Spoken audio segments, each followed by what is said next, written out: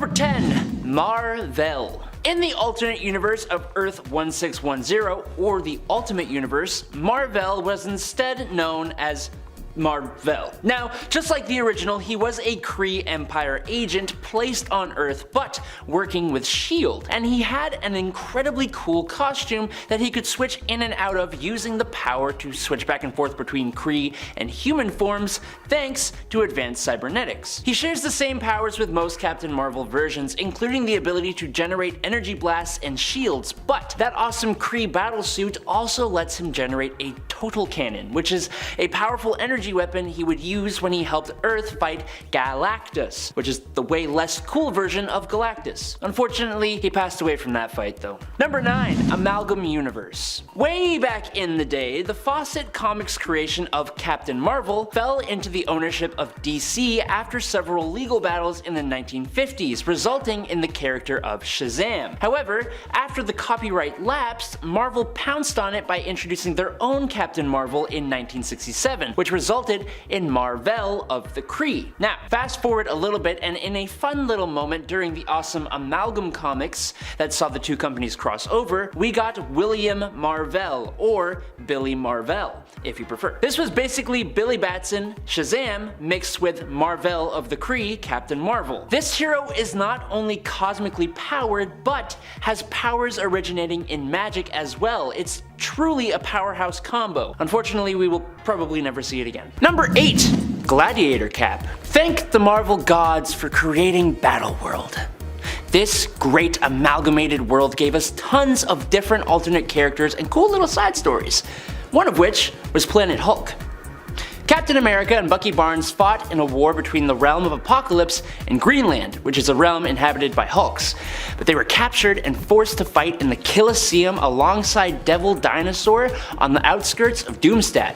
At some point, Bucky seemed to be captured by the Red King of Greenland, and the Captain and Devil Dinosaur are sent by God King Doom and his warden Strange to take out the Red King and destabilize Greenland in exchange for also saving Bucky. Now, that's all the premise I really need to see this amazing story and this awesome Captain America variant. He's defeated a group called the Wolverine Clan, he's got long hair, he's battle scarred, he wields a battle axe alongside his tattered patchwork shield, he's a gladiator, and he fights alongside a giant red T-Rex. I mean, Number 7. Kamala Khan. In the Cosmic Ghost Rider series from 2018, on Earth 18138, Kamala Khan is not only part of a multiversal Guardians of the Galaxy, not only does she wield an adamantium star-spangled shield, she is no longer Miss Marvel. No, this Kamala Khan has become Captain Marvel, and one of the most powerful characters to carry that name. It's honestly just Kamala, but in the future, all grown up with an added shield. Unfortunately, while she has got to be incredibly powerful, just evident by the fact of who she is and the power she wields, plus whatever made her worthy of that shield, she still ends up getting completely disintegrated by Galactus. It doesn't really last all that long. Sorry. Number 6. Binary. Is this kind of cheating? Technically, Binary is Carol Danvers, but this was after Rogue stole her powers and Carol had been fighting with the X-Men for a while. Eventually, while with the X-Men, the Brood captured her and a few others and experimented on them. For Carol, this increased her ability to generate cosmic energies, which was already incredibly powerful, by basically giving her the power of a white hole. Kind of like a black hole, but white. She became extremely confident, and it's arguably one of her most powerful forms. Now, Binary sort of became a separate person when Carol Danvers duplicated herself, so in that regard, Binary is an alternate Captain Marvel, kind of. Really? No, I mean, kind of. Number 4. Noh-Varr. Created by Grant Morrison and J.G. Jones, Noh-Varr is a Kree from an alternate reality of Earth 200080, and I'm just gonna say, he's kinda weird. Why? Well, because this particular Kree had his DNA altered with the genes of a cockroach. And they also gave him nanobiology, which is a side thing. This gives him a whole bunch of special attributes. He has superhuman strength, stamina, agility, and a top speed of 150 miles per hour. He is triple jointed, can reroute pain, has hallucinogenic saliva, technopathy, he has mental control over his body, can wall crawl, has super hearing, and can reach faster than light speeds while flying. Is it insane that this even happens? Yes, but it does. Now while he is more commonly known as Marvel Boy, when he was in our 616 universe, the Skrull Captain Marvel, Knurr, I think is how you pronounce it, inspired Noh-Varr to become Captain Marvel, which he did, but as part of Norman Osborn's Dark Avengers before abandoning the team. Number 3. Age of Ultron. In this alternate universe, Ultron has taken over the world, and the superheroes have had to go underground, with most supervillains living under the orders of Ultron in exchange for living their lives more freely. What may surprise most people is that in this universe, Captain Marvel is none other than the Wasp, Janet Van Dyne. So this comes about when Wolverine, trying to prevent Ultron's creation in the beginning, goes back in time to take out the scientist Hank Pym. That creates this alternate timeline where Janet Van Dyne becomes Captain Marvel. Don't ask me how that works or why, because I don't really know. It doesn't really tell you, it just kind of happens. What I do know is that this is a really cool version of Captain Marvel that has all the cosmic powers of the character, but can shrink down just like the Wasp can. It's a surprisingly powerful combo, but unfortunately Morgana Le Fay still ends up destroying her and the rest of this universe's defenders. Number 5. Genis Vell. So, in the 616 universe, after Mar-Vell of the Kree passed on due to cancer, his love, Elysius, uses titanium science to turn a sample of some of Mar-Vell's genetic structure into a child, Genis Vell. To protect him from Captain Marvel's enemies, Elysius had Genis artificially aged to maturity and then took him to an isolated world called Paraxis. He would eventually leave, and learning of his father, he would take on the title of Captain Marvel. Unfortunately, a byproduct of his lineage was cosmic awareness, and the strain of not knowing who to save and who to let perish made him go insane, revive himself, conquer worlds, destroy everyone in reality, restore reality, try and declare himself a god, and overall just kind of a lot. But it eventually led to the creation of Phyla Vell, who was arguably much better. Number 2. Major Gamma. The thing I love about comic books, and I've mentioned this already in this video, is that they will come up with just the wildest reasons to give us amazing things we all want. So for example, in the 3rd issue of Tarot, a story from 2020, a set of magical tarot cards representing each of the heroes gets cut in half by Valkyrie and shuffled by the villain Diablo. The cards come back together, and as a result, we get amalgamated heroes. Now 2 of these new heroes are a mix of Captain America and the Incredible Hulk called Major Gamma, and a mix of Captain America and the Silver Surfer named Captain Cosmos. It's kind of hard to pick which of these characters would be more powerful. I'd assume Captain Cosmos, but since you've got a Hulk cap, which I've definitely always wanted more of, I'm gonna stick with him. Yeah. Yes, I have included 2 very different Hulk Captain Americas, but are you really complaining? Because I'm not. Number 1. Universe X. In this universe, Mar-Vell of the Kree is pretty similar to his 616 counterpart, only after passing on, he found himself in the realm of the dead. It's an insane story, but essentially, Mar-Vell ends up recruiting the other dead heroes of the world in a crusade against death itself, all the while being reborn on Earth and collecting powerful artifacts and even destroying the Kree Supreme Intelligence, which bolstered his army in the realm of the dead. Eventually, he defeats both Thanos and Death herself and creates a paradise for the dead in the negative zone. But that creates a whole bunch of problems as he realizes the living can't die now, so he restores Death. It's truly insane. Marvel had the powers of eternity, meaning he basically had limitless power, but also for a time he had access to the Ultimate Nullifier, Anti-Metal, the Book of the Vishanti, the Darkhold, the Orb and Eye of Agamotto, Psycho Man's Emotocaster, High Evolutionary's Transmogrification Device, the Silver Surfer's Power Cosmic, Kyle Richmond's Eyes, the Cosmic Consciousness, the Cloak of Cloak, and the Mandarin's Power Rings. That was a lot. Number 10. Jessica Spectre. Admittedly, we don't really know what Jessica's power level is at. What we do know is that she hails from an alternate reality designated Earth 8753. In this reality, Mark is dying, and it is his daughter, Jessica, who is destined to take up his mantle after he passes. He has been training her for years, and Jessica has chosen to follow in different but similar footsteps to him. Being extremely studious, she has years of physical training, becoming a gifted martial artist and weapons expert, and is an accomplished student studying to become an archaeologist. One night when Mark is injured and lays dying, she learns of a secret identity as Moon Knight and agrees to take up the mantle as he passes on. Jessica is only briefly mentioned and shown in the collection known as Marvel Knights Millennial Visions from 2001. And friends, before we move on to our next spot on this list, if you love what we do here at Top 10 Nerd, why not show us you love us by clicking that subscribe button. Number 9. Vampire Moon Knight. While not explicitly shown in action and more kinda like just mentioned, Moon Knight in the reality of Earth 9140 was a vampire. The reality is one we explore in the 1989 What If series in issue number 24. Here we answer the question, what if Wolverine was Lord of the Vampires? And I guess we kind of ignore the fact that usually Wolverine can't stay as a vampire because of his healing factor. But the answer in this case is many superheroes would end up as vampires at his side, Mark Spector's Moon Knight included. However, while I think a vampire version of Moon Knight is super fitting and super cool, having both the powers of Moon Knight as well as a vampire combined, which means he'd always be at peak power since he only ever came out in the nighttime, he was sadly very short-lived. In the end, the Montesi formula is still used to defeat the vampires and is actually read out by Wolverine himself this time around, who in the end regains enough of his humanity to fight back against his monstrous nature. What a twist. Number 8. Crescent Moon. Crescent Moon is an interesting female alternate version of the character. We don't know her true name, only her superhero name, but we do know who her enemy was. Grey Wing. She and her army of religious warriors fought against Grey Wing, as was glimpsed in the pages of the 90s comic Mark Spector Moon Knight issue number 42. Here, Crescent Moon is tragically defeated by the evil villainous doppelganger of Moon Knight known as Moonshade, who travels to alternate realities in the hopes of increasing his power by consuming the life force energy of other Moon Knight alternates in the multiverse. We don't know much about the world Crescent Moon hails from outside of what we know about her. However, it is believed to be designated Earth 920942. Unfortunately, the last and first appearance of this alternate happens in that issue number 42, so sad. Personally, I think Crescent Moon could have her own little spin-off. I'd like to learn more about her. Number 7. Spectre. Spectre is one of the alternate versions of Moon Knight that we see from the 2015 Secret Wars event. He appears first in Master of Kung Fu, which is a Secret Wars Battle World tie-in miniseries.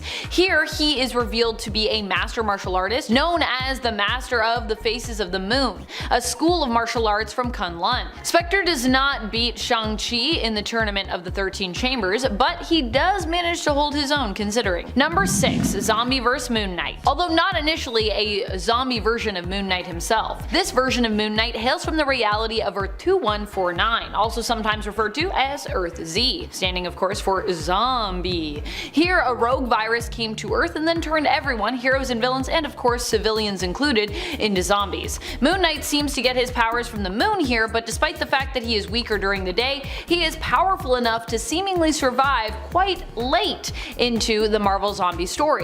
Initially, it was actually believed that he was killed after the formation of the Power Cosmic Zombies team. However, he is later shown to be alive and well during a fight with Earth 616's Deadpool. Or well, I guess I should say he was alive and well. Sometime between the Power Cosmic Zombies coming into power and the series Deadpool Mark with a Mouth, Moon Knight becomes zombified and ends up being killed by Deadpool of Earth 616 in issue number 8 of Deadpool Merc with a Mouth after Deadpool decapitates him. Which, you know, is kind of what you do to zombies to get rid of them. Although, then there's Headpool, so I don't know if Moon Knight would really be dead. Could just be a talking head. Number 5. Earth X. This version of Moon Knight hails from the alternate reality of Earth 9997, also known as Earth X. Here, Moon Knight had similar powers to his Earth 616 counterpart, but was also, for a time, considered immortal and unable to die. This was as a result of the Reanimator Stone. Moon Knight became fixated on protecting the stone against those who would use it for more insidious purposes, but eventually it was retrieved by the hero Mar-Vell,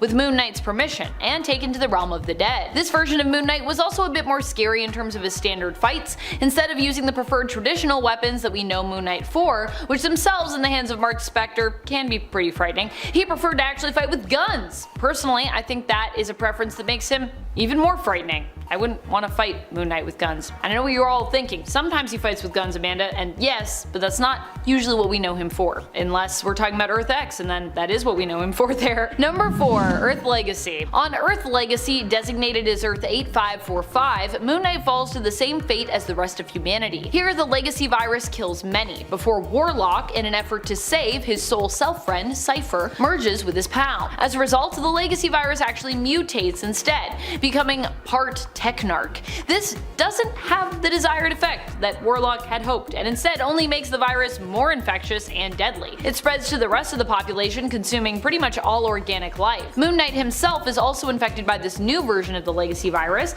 but on the sort of positive side, as a result does get a sort of combination when it comes to his power set of both his own and Warlock's abilities and powers. Kind of a silver lining. I mean, everyone's kinda, I think, evil, but you know. Number 3. Moonwing. Despite being an amalgam character, there is a lot that Moonwing has in common with the Moon Knight of Earth 616, mainly that his powers fluctuate based on the phase of the moon. During a full moon, Moonwing is considered to be at his most powerful. This is similar to the suggested power of Moon Knight from Marvel's Earth 616, who is often implied to be stronger at night and more so during a full moon. Moonwing, also known as Richard Grayson, is actually a combination of both Moon Knight from Marvel and Nightwing from DC, as an amalgam character. The Amalgam Universe was known as a crossover world which saw DC and Marvel characters and teams blended together into single entities. As such, Moonwing has the powers and abilities of both characters and also uses both of their signature weapons in combat, both fighting with Moon Knight's truncheon as well as Nightwing's Eskrima sticks. Number 2. Ultimate Moon Knight. Ultimate Moon Knight is known by the name of Stephen Grant instead of the more common Mark Spector, although it is possible that Mark is his true main identity, or perhaps in the Ultimate Universe Stephen is the main identity, who knows. Because even in this alternate reality,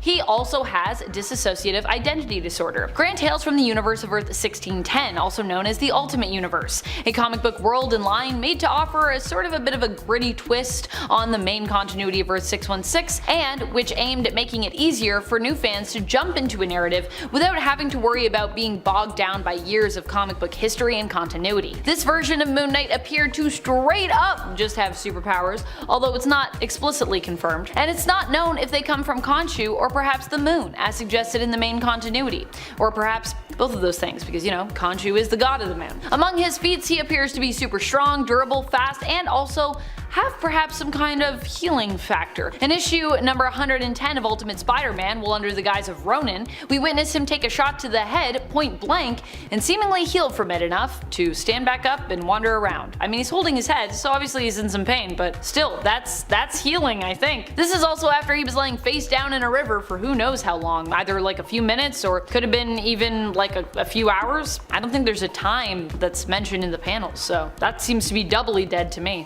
Get shot in the head and then you're laying down. I don't know about that. Number 1. Age of Khonshu Moon Knight.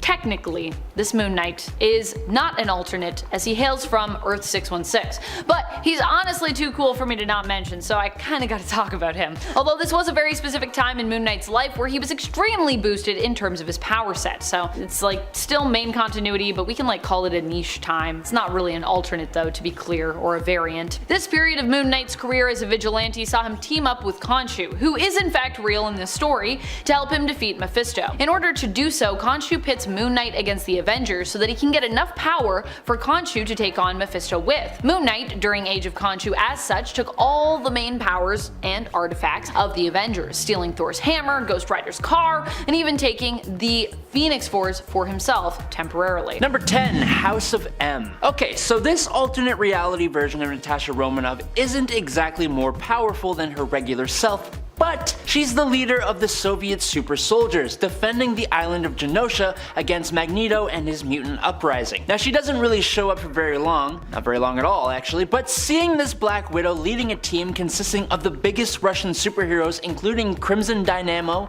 Ursa Major, and Red Guardian is just awesome. Not to mention, assuming the Scarlet Witch gave Natasha what she wanted, this is her dream come true, which is just really interesting to think about. Hold up, you're a Black Widow fan, bro?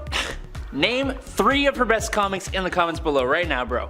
I bet you can. Number 9. Madame Natasha. Earth 15061, Uncanny Avengers Ultron Forever #1 in May of 2015 had Black Widow form the Avengers Initiative in the wake of Zero Day, which is an event during which Thanos invaded Earth and took the lives of roughly half of its heroes. The heroes who were left were mobilized by Natasha and managed to stop Thanos, taking him out through a combination of magic and science. Natasha's team expanded over the following years and continued operating 30 years years into the future. We can assume she has the same abilities as Natasha normally possesses, but being the leader of a group of incredibly powerful heroes like Thor, King Hulk, Daniel Cage, Captain America, and Iron Mariner, she has got access to a large number of resources that just push her to another level that helped her and the other heroes to take down Thanos. Number 8. Black Widow 2099. Like most characters from the 2099 universe, Black Widow is also hella cool. This Black Widow is a woman named Tenaya, and she is a somewhat more literal Black Widow than other versions. Tenaya was a serial taker of lives, with her MO being that she would consume her prey after sleeping with them. For some ungodly reason, she is approached by Alchemax CEO Miguel Stone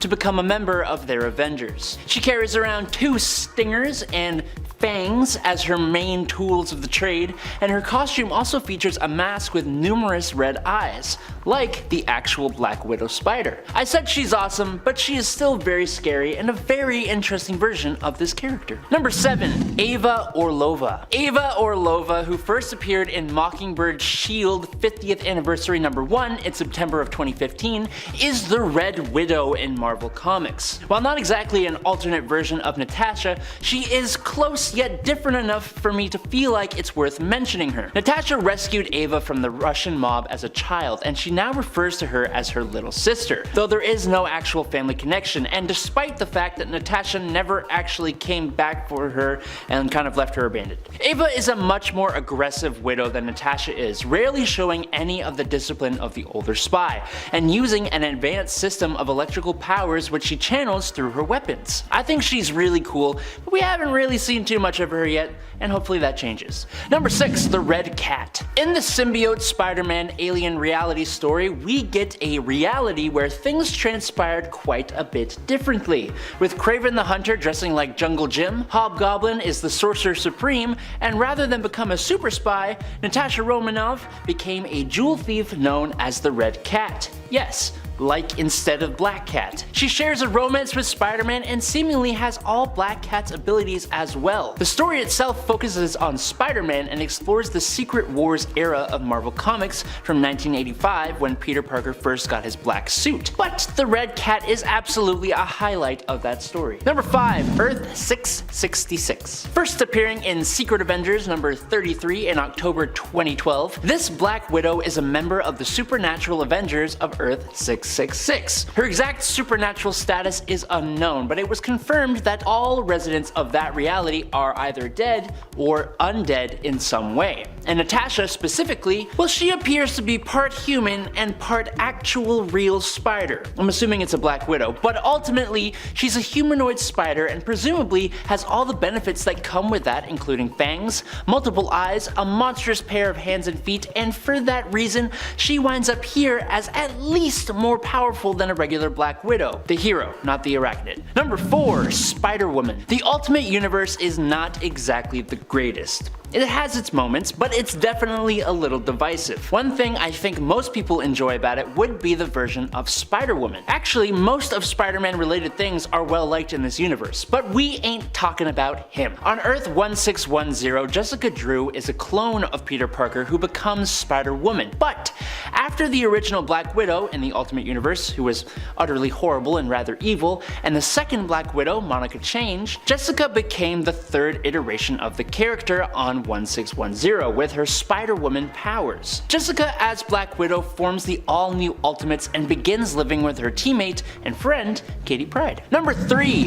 Widowmaker. What if Fantastic Four number 1, coming out in December of 2005, takes place on Earth 717 in 1951? The Soviet Union sends its first manned mission to space. Natalia was one of the 4 astronauts involved. Now all 4 of them were bathed in cosmic radiation and gained superhuman powers. In her case, Natalia gained the ability to manipulate electromagnetic energy, allowing her to fly by reversing the polarity of her body and also making her able to discharge her energy in lethal doses. The 4 became the ultimate Federalist freedom fighters, or if you prefer, and I do not blame you whatsoever, you can just call them the Soviet Fantastic Four, because that's basically what they are.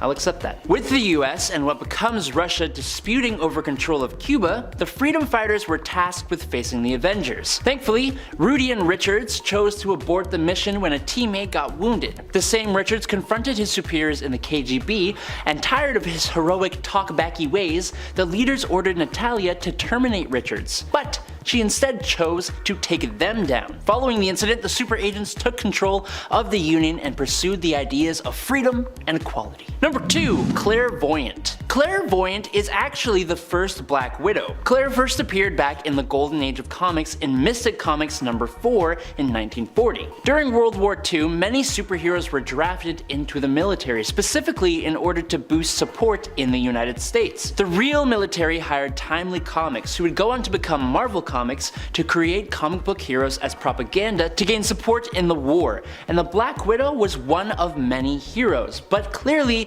this isn't Natasha Romanoff. Clairvoyant, the first Black Widow, is among the most powerful magicians in the Marvel Universe. After Claire's passing, Satan brought her body to his realm and revived her as his supernaturally powered operative, the Black Widow, to perform as his personal assassin, taking down evil mortals so that he could draw strength from their souls. She would be integrated into the Marvel Universe proper in 2005 as part of the 12 miniseries. And in at number 1 is Worthy Black Widow. Black Widow from Earth 23223 in What If Age of Ultron number 3 in 2014 was a member of Colonel Fury's Defenders team stationed at Castle Doom in Latveria when they were invaded by an army of frost giants and other creatures who originated from Asgard. But then the Midgard serpent himself showed up. Thor mysteriously fell while fighting the serpent, and so, while the others used themselves as a distraction for the serpent, Natasha managed to pick up Mjolnir in her last moments and gain the powers of Thor. She defeated the world serpent Jormungand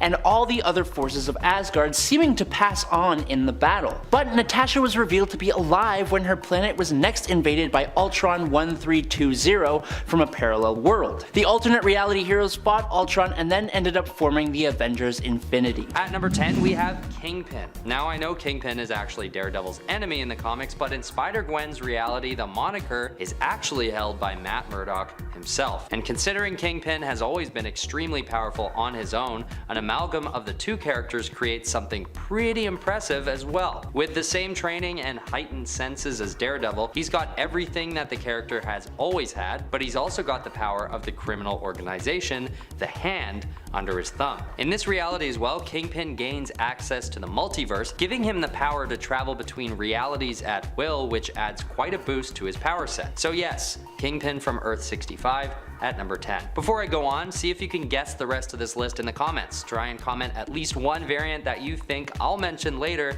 and we can see if you get it right. Alright, let's keep going. At number 9 we have Ultimate Daredevil, the first one. In the Ultimate Universe, or Earth 1610, Daredevil appears to be a much more gruesome fighter than his 616 counterpart, and gives into rage and fury much more easily. And although this doesn't necessarily mean he's got a heightened strength level, it surely acts as a motivator for him to reach his full potential on command. This version of the hero also relies on his club for combat situations, using it as a walking stick when blending in as a civilian or otherwise. Ultimate Daredevil does end up dying, but it's not necessarily due to a lack of power. This guy packs a punch, no matter which way you slice it. At number 8 is Elektra. If I have my facts straight, I believe Elektra is currently holding the title of Daredevil in the comics, and her run as the hero has been nothing but an upgrade for Elektra herself. Considering Elektra is already a very powerful hero by her own right, when she becomes the Daredevil while Matt Murdock is in prison, she starts completing some near impossible feats that she may have never been capable of before. Driven by her desire to show Matt that she is truly on the side of good, she goes on to protect Hell's Kitchen from threats such as the Null's invasion and an incident where Bullseye enlists clones of himself to fight against her. Now Matt is out of prison and the two heroes fight side by side, both honing the mantle of Daredevil at once. And if you ask me, Elektra is more powerful than ever in her current state. At number 7 we have the Zombieverse Daredevil. This version of the hero should be considered because even though it's a fleshy corpse that probably doesn't have a huge defense stat, it does have the ability to effectively transform any other living being into an ally with a simple bite. And since we're effectively ranking the power set of each of these variants, the added abilities that zombification gives to this version of the hero should be considered as much as any other power boost. Not to mention, the zombie Daredevil basically has immortality, unless I suppose its body is entirely destroyed, but no matter how you splice it, immortality is immortality. At number 6, we have the original Earth 616 Daredevil. Although 616 Daredevil has the typical power set, which might not be comparable to the zombie immortality or the Kingpin variant's multiversal travel, his sheer track record is enough to prove that his abilities are worth at least a 6th spot on this list. Some of these feats include his introductory battle with Namor, who compliments him as one of his most impressive human counterparts, and the time he breaks through Stiltman's reinforced armor, or even in the Shadowland crossover when he finally kills Bullseye almost effortlessly. Also, Earth 616 Daredevil is the same variant that has appeared in Frank Miller's Daredevil series, the Daredevil Yellow comics, and even arguably the Daredevil TV show. So he has a ton of experience under his belt and has kept up with some of the most powerful beings in the world. And for someone who is typically known to not have any real superpowers, that's pretty powerful. At number 5, we have the Ray Connor Ultimate Daredevil variant, aka the Vampire Daredevil. After the first Daredevil's demise in the Ultimate Universe, Roy Connors takes over the mantle as the Blind Vigilante. Except there's one small change which makes a massive difference in the grand scheme of things. Ray Connor has been bitten by a vampire and now possesses the superpowered power set that Daredevil has always deserved. His strength, stamina, and reflexes get an artificial boost, bringing him up a handful of notches in relation to his enemies. And of course, he's also given the ability to turn his enemies into vampires with one bite. The only downside is that he does become vulnerable to sunlight, but he usually does his business at night anyway, so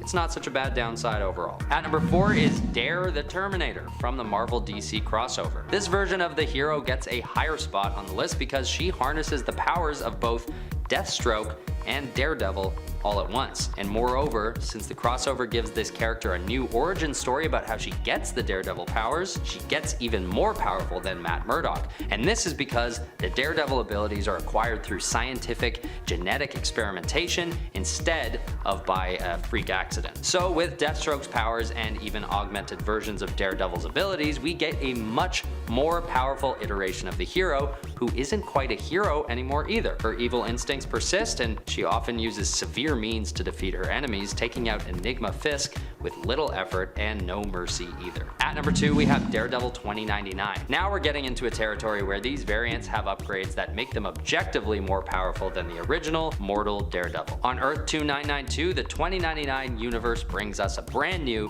and very powerful variant of Daredevil who is commandeered by Kingpin's grandson, Samuel Fisk. Just like Daredevil, this variant isn't technically gifted with any extra superpowers, but he does have one massive upgrade that puts him high up on this list, and that is his full body suit of armor, which offers strength, agility, and durability boosts, as well as an arsenal of weapons that he can call upon on command. The suit comes with 2 pistols, as well as his classic billy club, and it even has targeting capabilities coded into it, offering support in aiming his pistols when needed. And even further, the rocket boots that he has with the suit give him an increase in jumping height and distance, which personally starts to make Daredevil 2099 give me Iron Man vibes. With his Batman-like car that offers even more benefits to his abilities, Daredevil 2099 had to make a splash on this list, if not for power points, then for sheer coolness points. At number 2, we have David Jarrett from the Earth X universe. Aside from being one of the most powerful on the list, this variant has to be the most terrifying looking as well. After coming in contact with the Terrigen Mists, Jarrett gains immortality and an incredible healing factor, as well as the ability to actually create clones of himself on command. He rides around on a motorcycle, which I know doesn't help his power, but should be mentioned since it adds a lot to his mobility potential. But either way, as far as Daredevil variants go, anyone with immortality and regeneration deserves a high spot on this list, especially since the original Daredevil variant already shows some extreme power without any actual superpowers. It also doesn't appear that David Jarrett has any loss of eyesight, which should be seen as an upgrade when talking about Daredevil. Finally, at number 1, we have Dark Devil. In Dark Devil's case, he's got a connection to Zarathos, a demon from an alternate dimension who empowers Dark Devil from within his body. This allows this version of the hero to explore much more mystical capabilities than Daredevil ever has before. Like for instance, the ability to turn his whole body into flames, which gives him a power boost as well as a durability increase. On top of all this though, believe it or not, Dark Devil even shows signs that he has some version of Spider-Man's powers. This is because he first appears in Spider-Girl issue 2, which takes place on Earth 982. And with these Spider-Man-like powers, he is even capable of sticking to walls and somehow using a power similar to Spider-Man's Spidey sense, which paired with his demonic influence from Zarathos makes for an extremely overpowered variant of Daredevil. Number 10, Ultimate Doctor Doom. Victor Van Dam of the Ultimate Universe of Earth 1610 was caught in the same accident that gave the Fantastic Four their abilities. For Victor, his flesh was changed into an organic metal, his legs became goat-like and his hands gained claws. With his metal body came the power to alter the density and nature of his skin, forming porcupine-like quills that he could even throw at enemies. This Doctor Doom, just like his Prime Earth counterpart, was an intellectual genius and also a powerful sorcerer, showing the ability to summon creatures like the Lovecraftian Civilpogua, which I'm not even going to try and fix my pronunciation of. He also seemed capable of performing Atlantean magic and apparently grew in his magical proficiency since he claimed to be the Sorcerer Supreme of his Earth when facing Jean Grey in All New X-Men Volume 1, number 36 from 2015. Number 9. House of M. In the warped reality of the House of M, Doctor Doom kind of gets everything he wants, minus his mother, and minus world domination, and minus a lot actually. Okay, he doesn't really get anything he wants completely, but he does become really cool, sort of. He allies with Magneto when the Human-Mutant War erupts, and when the mutants come out on top, Doom took over the kingdom of New Latveria, marrying his childhood sweetheart Valeria. He found a way to combine magic with technology and cosmic rays to empower himself with a liquid metal body that is virtually indestructible and can be stretched and transformed into weapons. He also upgraded his wife with powers to control mystical shadow constructs, and their adopted son with powers similar to the Human Torch. Teaming up with this reality's Ben Grimm, called just IT, they form the Fearsome Four, a strike force used by Magneto to keep other superhumans in line. Number 8. Doom 2099. The Victor Von Doom of the Dark 2099 stories is surprisingly actually the 616 Doom, but transported to the mind of a younger Latvian man. He maintains all of his intellect and inventive genius, and he also gets some upgrades. His body is infused with nanotechnology, which increases his reflexes and strength considerably. But on top of that, Doom wore a sophisticated nuclear-powered adamantium battlesuit, which granted him superhuman strength, contained jets for flight, housed a personal force field, and discharged concussive force blasts. He could also electrify his armor's surface, which is kinda cool. The armor contained a 4-hour air supply and could be sealed for travel into outer space or underwater. His upgraded armor added abilities that allow him to phase, which the original Doom armor could not. The only downside to this variation of Doom is that he is not as adept in the mystical arts, due in part to memory loss. But he is a genius in physics, robotics, cybernetics, genetics, weapons technology, biochemistry, and time travel. And one last little tidbit, he became President of America, so there's that. Number 7. Infamous Iron Man. After the events of Secret Wars and reality being brought back to normal, Victor Von Doom was unsatisfied with his life, and finding that he couldn't find satisfaction serving himself, even as God Emperor, he decided to switch his morality and try and serve and help others. He took on a bit of a mentor in Tony Stark, whom he had always respected, and when Tony Stark was put into a coma, Doom decided to take his place as the infamous Iron Man, which was a great reason to give us Doctor Doom in a highly advanced suit of Iron Man's Model Prime Mark 51 armor. While also being the coolest looking Iron Man ever, the armor was retrofitted into Doom's style and was used alongside his magical abilities. So, Iron Man with Doom's magic is basically what we have here. To make things even better, Doom's intellect and sorcery were near their peaks during this period in time, so he is truly an incredibly powerful hero, even if he does kinda go back to his old ways eventually. Number 6.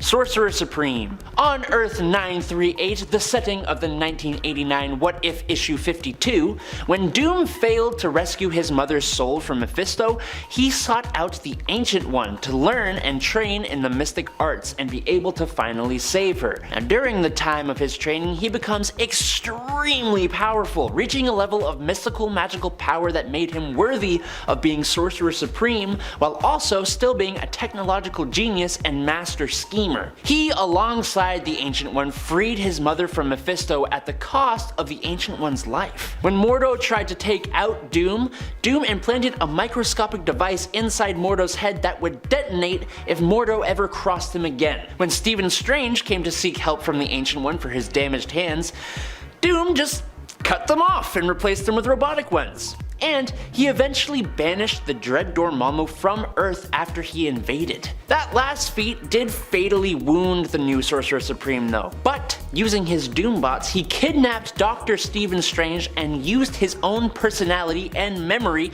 to overwrite Strange's, turning Strange into a copy of Doom, ensuring his legacy would live on and he could continue to be the Sorcerer Supreme in a new body for basically ever. Number 5. Dr. Juggernaut. Heroes Reborn! Welcome to a world where Tony Stark never built an Iron Man armor, where Thor is a hard-drinking atheist who absolutely despises hammers, where Wakanda is nothing but a myth, and where Captain America was never found in the ice because there were no Avengers to find him. In their place, this world has always been protected by Earth's mightiest heroes, the Squadron Supreme of America. Just like the Justice League, but Marvel. This team does battle with crazy foes, one of which being Dr. Juggernaut. Now, if you haven't guessed by now, yes, this is a world where Victor Von Doom took possession of the Gem of Sidorak. And again, yes, this is as completely awesome as you might think it is. His story is one of revenge. He used to be the king of Latveria before that pesky squadron jumped in and turned the government into a democracy with fair elections. Ugh. Doom came in last, and he was eventually banished to the negative zone, but came back with sights set on not just his kingdom, but the whole world. With the powers of Dr. Doom and the Juggernaut, this guy was capable of going up against frickin' Hyperion. He led the Masters of Doom, putting him in charge of crazy powerful villains like Algog, which is Mangog with the powers of Odin, which is just a Black Skull, who is Red Skull plus Venom, and Silver Witch, which is self-explanatory. Oh, and Thanos. Number 4. Doom the Living Planet. The legends go that Dr. Doom of Earth TRN-157, the world of Astonishing Spider-Man and Wolverine, sensing that the end was near, decided to transfer his consciousness into the one thing big enough to contain his absolutely massive ego: a planet. This Doom, the Living Planet, could travel through space at the speed of light and manipulate matter on a cosmic scale. He also had the means to launch massive planet-wide invasions with an army of Doom bug bots. Now, to be completely open and honest with you, he doesn't last very long in this story. But that's only because he is shot by Wolverine with a weapon that harnesses the entire power of the Phoenix Force and was made for the sole purpose of destroying planets. But the panel where he was floating over New York and bellowing, "Doom hungers." So cool. Number 3. Otto Werner von Strange. In Devil's Reign Superior 4, we see one of the most powerful versions of Dr. Doom. And the funny thing is, he is combined with one of the villains you wouldn't think to be all that powerful. This Dr. Doom is combined with Dr. Octopus. So that's an interesting combo, but he's also fused together with Dr. Strange. There are a lot of doctors here. Yes. This Doom from Earth 8968 has become Sorcerer Supreme, and he is able to subdue Wolverine, Ghost Rider, Hulk, and regular versions of Doc Ock. He is easily able to best 3 of the strongest Marvel heroes at the same time. He has total command of the forces of magic and better control over his mechanical arms than the original Otto does. He can manipulate the multiverse, communicating and casting spells over different realities, and can even pull the other Ottos to his own Earth with a simple gesture. By his own volition, he has liquefied Shumagorath, had Dormammu grovel at his feet, and burned Null to ashes. These are all cosmic level threats that many times got close to destroying Earth 616 and its universe.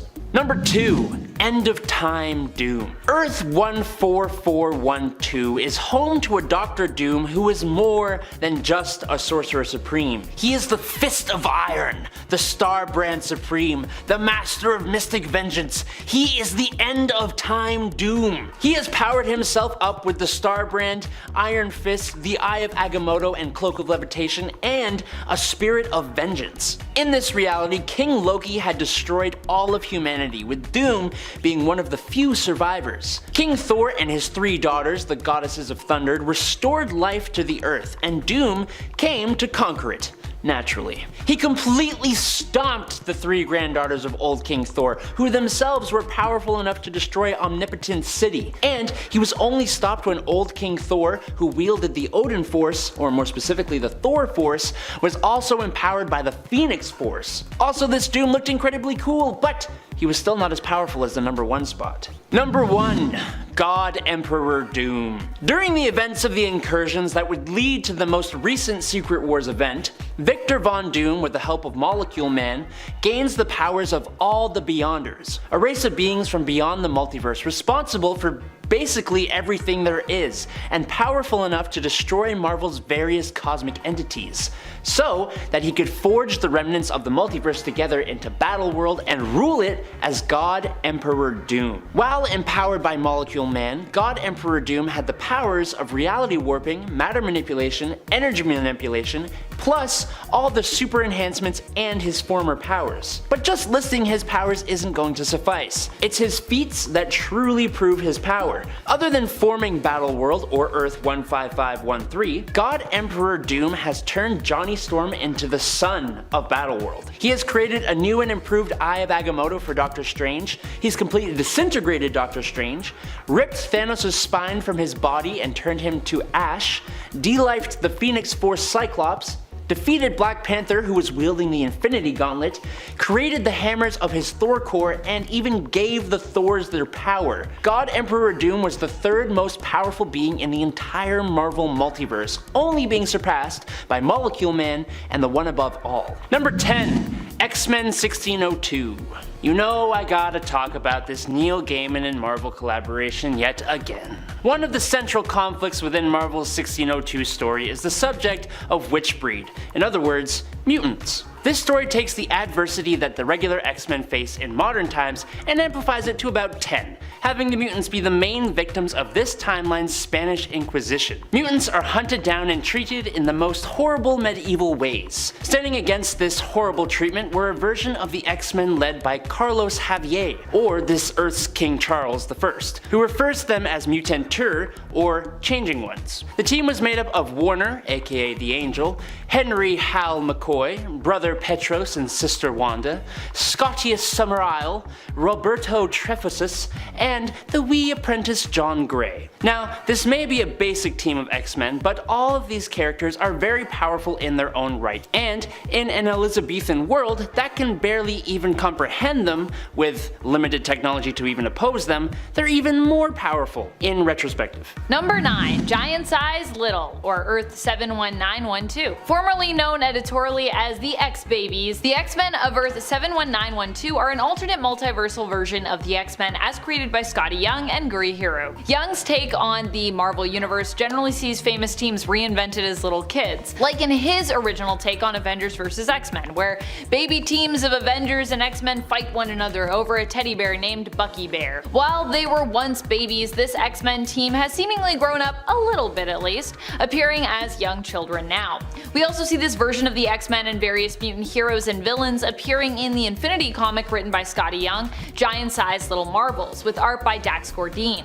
While this team is technically just kids, that doesn't mean they aren't capable of making powerful moves. It just means that their world is governed by more kid-like and kid-friendly rules and confines. However, I have no doubt that the giant-sized little X-Men could still kick butt in other universes as well, should they need to. And friends, before we move on to this next spot, if you are loving this list, please head on over to Facebook Facebook, where you can also show us some love by clicking that like and clicking that follow and all of the Facebook stuff. Number 8. X-Men 2099. As the 4th incarnation of the X-Men in this universe, with basically no connection to classic characters or plot threads other than being inspired by the ideas of Charles Xavier, the nature of the 2099 X-Men team created by John Francis Moore and Ron Lim, first appearing in X-Men 2099 #1 in August of 1993, makes them one of the most creative and interesting versions of the team ever. The team comes together at the end of the 21st century, led by Desert Ghost, who has the ability to break down molecular structure with his left hand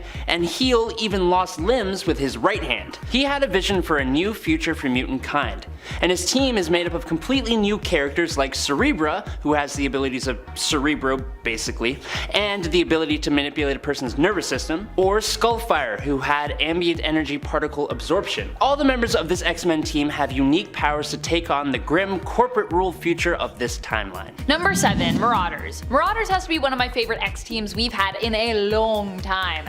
They weren't always so amazing and heroic though. The Marauders was initially a name taken by Mr. Sinister's band of mutants, who were pretty evil. The same mutants behind the Mutant Massacre, where many Morlocks were killed, and Angel, one of the original X-Men, got properly messed up. Poor Angel. Recently though, the Marauders' name was reclaimed by Kitty Pryde, now known as Captain Kate Pryde, the Hellfire Trading Company's Red Queen. Kate leads her Marauders team in an effort to fight mutant injustices the world over. Where there are mutants who are being kept from Krakoa or oppressed, her and the Marauders fight to free them. They also operate in trades, making deliveries the world over to ensure Krakoan-based goods and products like medicine and whiskey are delivered to Krakoa's trade partners. Number 6. Asgardian X-Men. In What If number 12 from 1990, we get a little taste of what would happen if the X-Men had stayed in Asgard after their adventure during the Asgardian Wars in X-Men Annual number 9. Cyclops puts the X-Men to a vote, with the winning majority deciding whether to stay in or leave Asgard. Now Loki sent the losing majority home to Earth while allowing the winning majority to stay in Asgard. The result is an Asgardian X-Men squad that disperses among the Asgardian society, and it is so cool. Nightcrawler becomes a member of the New Warriors 3, or I guess 4. Sunspot becomes an Asgardian warrior, Danny Moonstar becomes a member of the Valkyrie, Ilyana Rasputin becomes the Enchantress, and above all of that and more, Storm becomes the goddess of thunder, with a version of Mjolnir becoming one of the most powerful versions of Thor in the comics ever. The X-Men becoming gods of Asgard with all the support of the already existing gods? Helheim, yes. Sorry, that's a bad joke, sorry. Number 5. Age of Apocalypse. In the alternate reality of Earth 295, known as the Age of Apocalypse, the X-Men were one of the final superhero teams standing against the villainous tyrant known as Apocalypse. Of course, because it's his age. In this reality, many other superhero teams were wiped out, and Magneto became the leader of the X-Men in Charles Xavier's stead after Professor X was killed when Legion traveled back in time and attempted to end Magneto. Charles put himself in the way of the kill shot, thereby dying and erasing Legion from existence, while also creating the Age of Apocalypse reality, where Apocalypse attacked Earth years earlier than in the main timeline. While Magneto's X-Men roster from this reality would change over time, the original roster consisted of Iceman, Storm, Colossus, Jean Grey, Quicksilver, and Scarlet Witch, of course. Really the only X-Men team the once mutant children of Magneto have ever been on. Later on, the team would be joined by AOA Wolverine, known as Weapon X, and Rogue, who would later also become Magneto's lover and eventually wife in this reality. Number 4. Excalibur. Excalibur first appeared in Excalibur Special Edition number 1 by the legendary Chris Claremont and Alan Davis in December of 1987. They are a government-sponsored team of extraordinary mutants who fight for the people of jolly old England and their interests around the globe. The team is usually formed by British heroes and former members of the X-Men, and was originally assembled with hopes to carry on Charles Xavier's dream and legacy, but their adventures usually deal with magical and interdimensional crises linked to the pocket dimension of Otherworld. The team right now is made up of Captain Britain Betsy Braddock and formerly Captain Britain Brian Braddock, Nightcrawler, Shadowcat, Phoenix, Magan, Captain Avalon, Gambit, Gloriana, Jubilee, Richter, and Shatterstar. But the team has included awesome heroes like Black Knight, Colossus, Dazzler, Juggernaut, Lockheed, Moira McTaggart, Rogue, and Sage, and was reformed under Apocalypse as a mutant diplomatic organization in Krakoa. the UK, and in Otherworld. One of the best X-Men adjacent team variations ever, in my humble opinion. Number 3. X-Force. In principle, X-Force should be one of the most powerful teams out there because they usually aim to kill. But there are some other teams on here that are known for having simply more Omega level mutants on their most powerful rosters, which is why I hesitated to put X-Force too close to the top, although they're pretty up there still. X-Force initially, though, started as Cable's team, who himself is known for being on the verge of Omega level, possibly the techno-organic virus being one of the main things holding him back from that status. The X-Force was originally Cable's Black Ops team, used for taking out those he deemed threats to the timeline, but would later become more known as Wolverine's team, and at one point was also Sabretooth's team.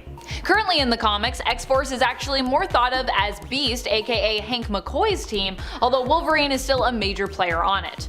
There was a recent incarnation of the team that included Omega level telepath Jean Grey on its roster as well. Number 2.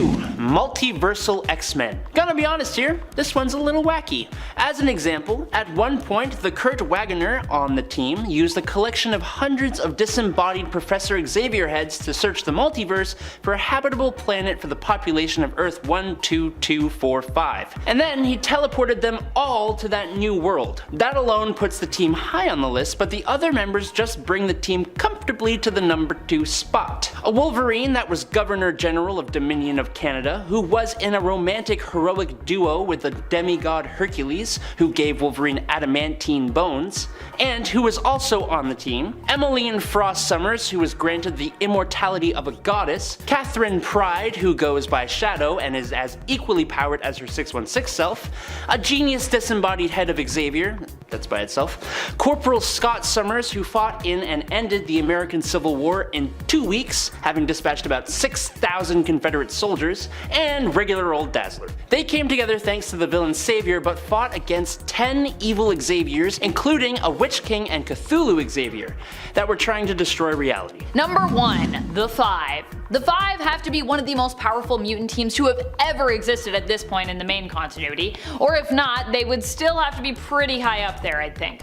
The Five are an offshoot mutant team whose job it is to make sure that all mutants are brought back to life. They were brought together to bring back all mutants who had ever passed on previous to the present time and age of the X-Men. Their ranks include multiple Omega level mutants, and they have literally mastered control over one of the most powerful governing principles of the cosmos, that of life and death. I know, it's pretty crazy. Their ranks include Hope Summers, Elixir, Proteus, Egg, and Tempest. Number 10. Beat. If you've been watching the videos I've been doing recently, then you've seen me talk about Warp World more than a few times. It's the world that formed when Gamora merged each soul in the universe with another and trapped its inhabitants in the Soul Stone. For Star-Lord, he amalgamated with both Groot and possibly Rocket Raccoon to form Pete. You know, I can honestly say that he kind of freaks me out a little bit. I don't know why, just kind of does. But considering Peter Quill is really just a regular dude, any kind of extra abilities he acquires makes him more powerful, and I'd say being part tree is a great one. He looks like Groot, has rocket boots, and he's got Rocket Raccoon inside of him. Oh, and while at first he only says, "We are Pete," he can actually talk. Maybe not a power we want, but still. Number 9. T'Challa. In the MCU's animated What If series, we get a really awesome Star-Lord. Not Peter Quill. No. In this alternate timeline, the Ravagers think they were hired to collect the Wakandan prince T'Challa. T'Challa taught the Ravagers to change their lifestyles, and he became an admirable intergalactic icon where he took the name Star-Lord. This Star-Lord was a hero of the galaxy. He convinced Thanos to take a different path than the one he was going down, convincing him to join the Ravagers. T'Challa went to Morag, where he got the orb from the temple, where he confronted Korath and Sarkarians, who wanted the orb on Ronan's orders, and they were easily defeated by Star-Lord. He learned of the Embers of Genesis and made it his mission to acquire the Embers in order to terraform worlds to solve the issue of starvation and resources running dry, and he was successful in getting it from the Collector. T'Challa and the Ravagers found out about Ego's arrival on Earth and that he went to claim his son Peter Quill. Ego began his expansion, but T'Challa stopped him and took Quill away. T'Challa was even recruited to the Guardians of the Multiverse by Uatu the Watcher. His accomplishments are many, and all are impressive. Number 8. Kitty Pryde. In the Earth 616 reality, Peter Quill stepped away from his role of Star-Lord to become Emperor of the Spartax Empire, the empire of his father and the reason for him being near immortal and superhuman and all that. When he did, Kitty Pryde, who if you don't know had a bit of a thing with Peter, took over the role in his place. Her mutant powers obviously put her a cut above a half Spartax and instantly made her one of the most powerful versions of a Star-Lord. That's not to mention her intelligence and skill as an engineer, plus her mutant buddies also make her uniquely gifted. Kitty Pryde is already a pretty powerful mutant in Marvel Comics, but when she's with the Guardians of the Galaxy, she even becomes cosmically powerful thanks to the Black Vortex. I wonder if we will ever see this happen in the MCU. It would take a lot to figure out, but I think Kitty Pryde would at least have the intelligence and self-control not to punch Thanos while he is being telepathically subdued. Number 7. Lord Starkill. Everybody loves pirates. Well, not real pirates, they're kind of the worst, but like fictional pirates. Those guys are cool. Usually. In the reality of Earth 25271, Peter Quill has become Lord Starkill, a wanted space pirate and leader of the Ravagers. His greatest nemesis was the leader of the Zeta Flight pirates, Carol Danvers. He is hired by the great wise peacekeeper Thanos, the Just, to find the Reality Stone and bring it to Thanos so he can finally rid the universe of criminals. Instead of elemental blasters, Starkill wielded a elemental rifle, but he was generally very similar to the normal Peter Quill, except seemingly much more successful. Also, Groot is now Root and he's a carrot. Starkill ends up capturing the galaxy-displaced Carol Danvers before both their crews mutiny on them. It's a wild ride and it's very funny, but it has enough cool moments. This Star-Lord has his hands on the Reality Stone, which should make him more powerful, but he barely used it properly, and for that I shame him to the 7th spot. Number 6.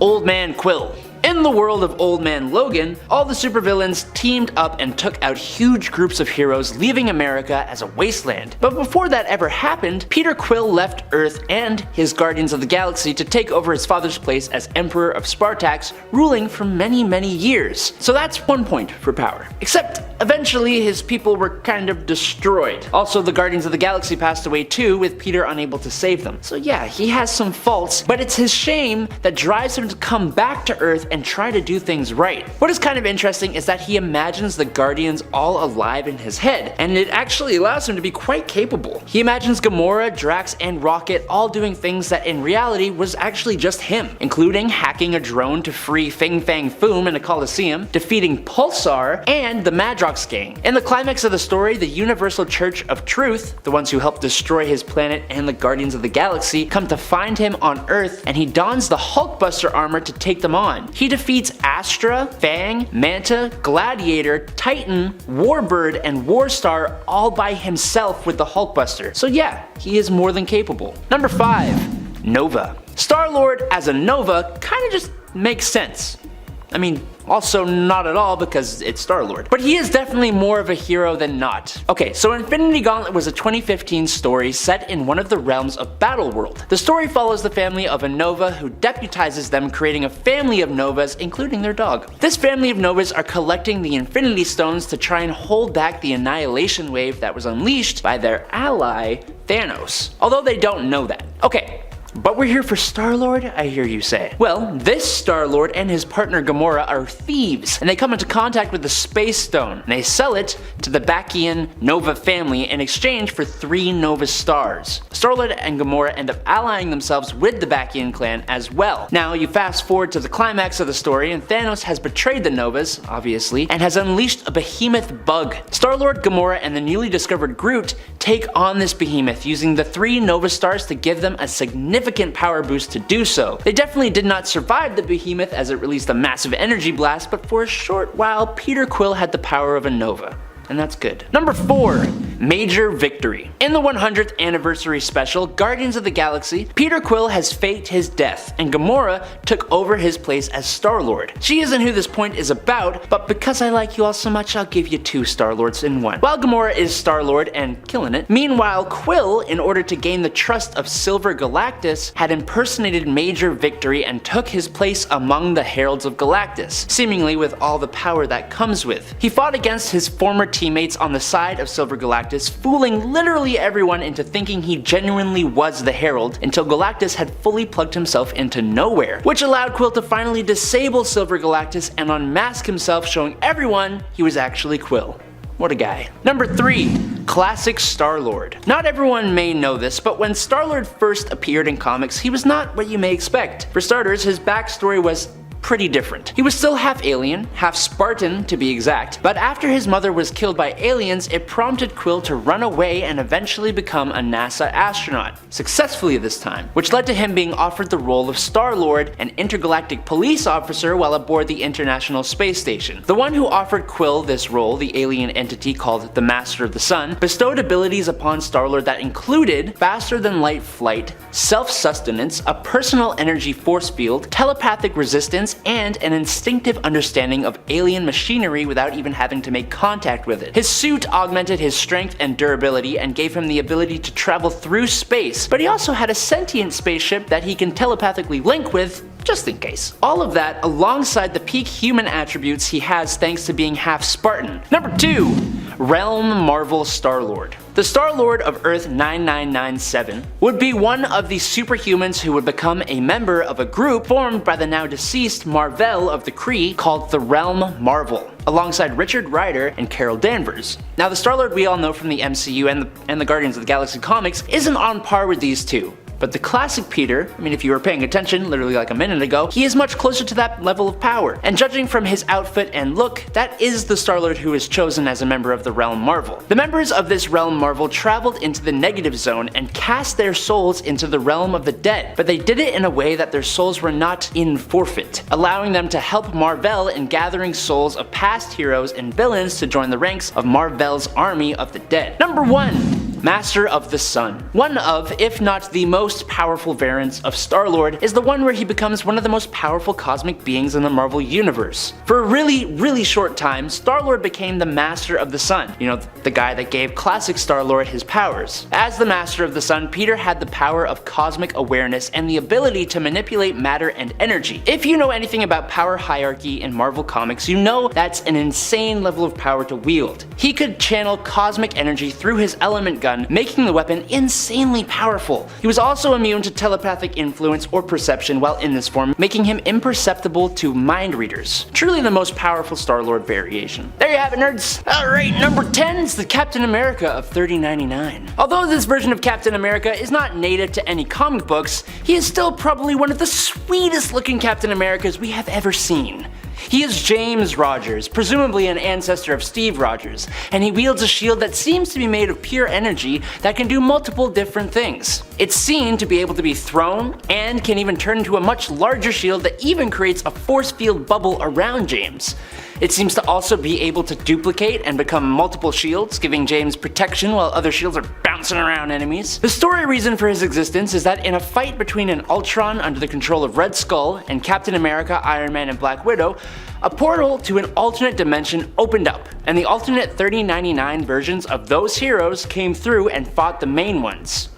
I don't care what the excuse is, to be honest. All the versions of these 3099 heroes are sweet. Alright, number 9, Miles Morales Cap. If you haven't checked out the What If Miles Morales stories, please do yourself the favor. It may not make much sense as to why Miles ends up in the situations he does, but he becomes Wolverine, Hulk, Thor, and, of course, Captain America. In the very first issue, Miles' dad is part of the new Super Soldier program inspired by the original. Uncle Aaron, who always plays a large part in Miles' life, steals the Super Soldier serum and keeps it in his fridge, which is where Miles finds it while he's looking for a drink. Turns out Miles is a perfect match for the Super Soldier serum, and he becomes the new Captain America. It's so cool. Because not only is Miles the new Cap, but Tiana Toombs becomes the Falcon, and Sam Wilson becomes the new director of S.H.I.E.L.D., like with the eye patch and everything. Uncle Aaron becomes Prowler after being attacked by Black Widow, and Lonnie Lincoln is the Grey Skull, which is this reality's Red Skull. He seems to be just as powerful as the normal Captain America, if not a little younger and by extension a little more naive. But he's still cool, so. Number 8, Rogue. Infinity Countdown Captain Marvel #1 takes Carol Danvers across the multiverse, where she meets a powerful Captain Marvel variant in Anna Marie, or Rogue. In the main Marvel universe, the mutant Rogue has used her abilities to steal those of Carol Danvers before, leaving Carol depowered. These two characters actually have like a bit of an interesting relationship. They kind of practically hate each other for a time, but then they kind of get along later on. It's kind of weird. But in this alternate universe, when Rogue got Carol's powers, it actually altered her DNA, kind of swapping the two of these characters. So now, Rogue permanently has Captain Marvel's powers, plus her actual mutant abilities to gain more powers from others. It's kinda cool, but we barely see much of it. Number 7. Rogers. Coming back at you with Marvel 1602 yet again, we have a Captain America who initially came from Earth 460. And on this Earth, Purple Man had become president for life, and Captain America was one of the last heroes resisting him, like we'd expect. Purple Man wasn't able to end this Steve Rogers, so instead, he was sent back to the 1600s. Steve now found himself in Virginia, and he aligned himself with a Native American tribe, assimilating himself into their way of life. Steve taught them what he knew about his present time, his language, and, most importantly, the near annihilation of the Native American peoples. His arrival and discovery at this time caused alternate versions of other heroes to start appearing in this now alternate timeline. But it also caused reality to start breaking just a wee little bit. He went by the name Rogers and kept his origins a secret, being mistaken by the English to be descended from Welsh explorers who reached America before Christopher Columbus. He did not reveal himself until much later, when he would be sent back to his time. I love the 1602 story, and I think what Steve becomes falls right in line with his character. He helped the Native Americans to be aware of what the Europeans would do, and he even saved the colonists of Roanoke and became the protector of Virginia Dare. I promise this story is worth a read, just do it. Number 6. Cap Wolf. In the 616 reality, in Captain America Volume 1, number 405 from 1992, Captain America is injected with a serum by Dr. Nightshade that gives him the curse of the werewolf, giving us Cap Wolf. Now, while he ultimately recovers from the curse, in the reality of Earth 666, everyone is some kind of monster version of themselves, so obviously, this version of Cap Wolf never recovered from the curse and remained a werewolf, becoming a core member of the Undead Avengers. It's a super soldier werewolf. I'm not too sure what the rules on his power levels would be exactly, but I know he's gotta be more powerful than a regular Captain America, for sure. Maybe a little bit more feral with less of a tactician's thinking, but he's covered in fur, got crazy sharp claws, and I'm sure his bite is worse than his bark. God, I'm sorry, that was a bad joke. Number 5, it's Venom Cap. With a whole Spider-Verse event, I think it was a genius move for Marvel to create a Venomverse event as well. All the reason I would need is just seeing a whole slew of characters who are Venomized. One of the most prominent would be the leader of the Resistance, a Venom-bonded version of Captain America, who first appeared in the Edge of Venomverse number 1 when he started recruiting alternate versions of Venomized heroes, starting with the Venom X-23. And let me just say, this Captain America looks awesome. All black, obviously, with white accents. His shield can extend out from his body thanks to the Venom tendrils. But then, the Resistance gets attacked by a poisoned out Hulk. And then Cap and a whole bunch of Venom heroes become poisons as well. And they look dope as heck.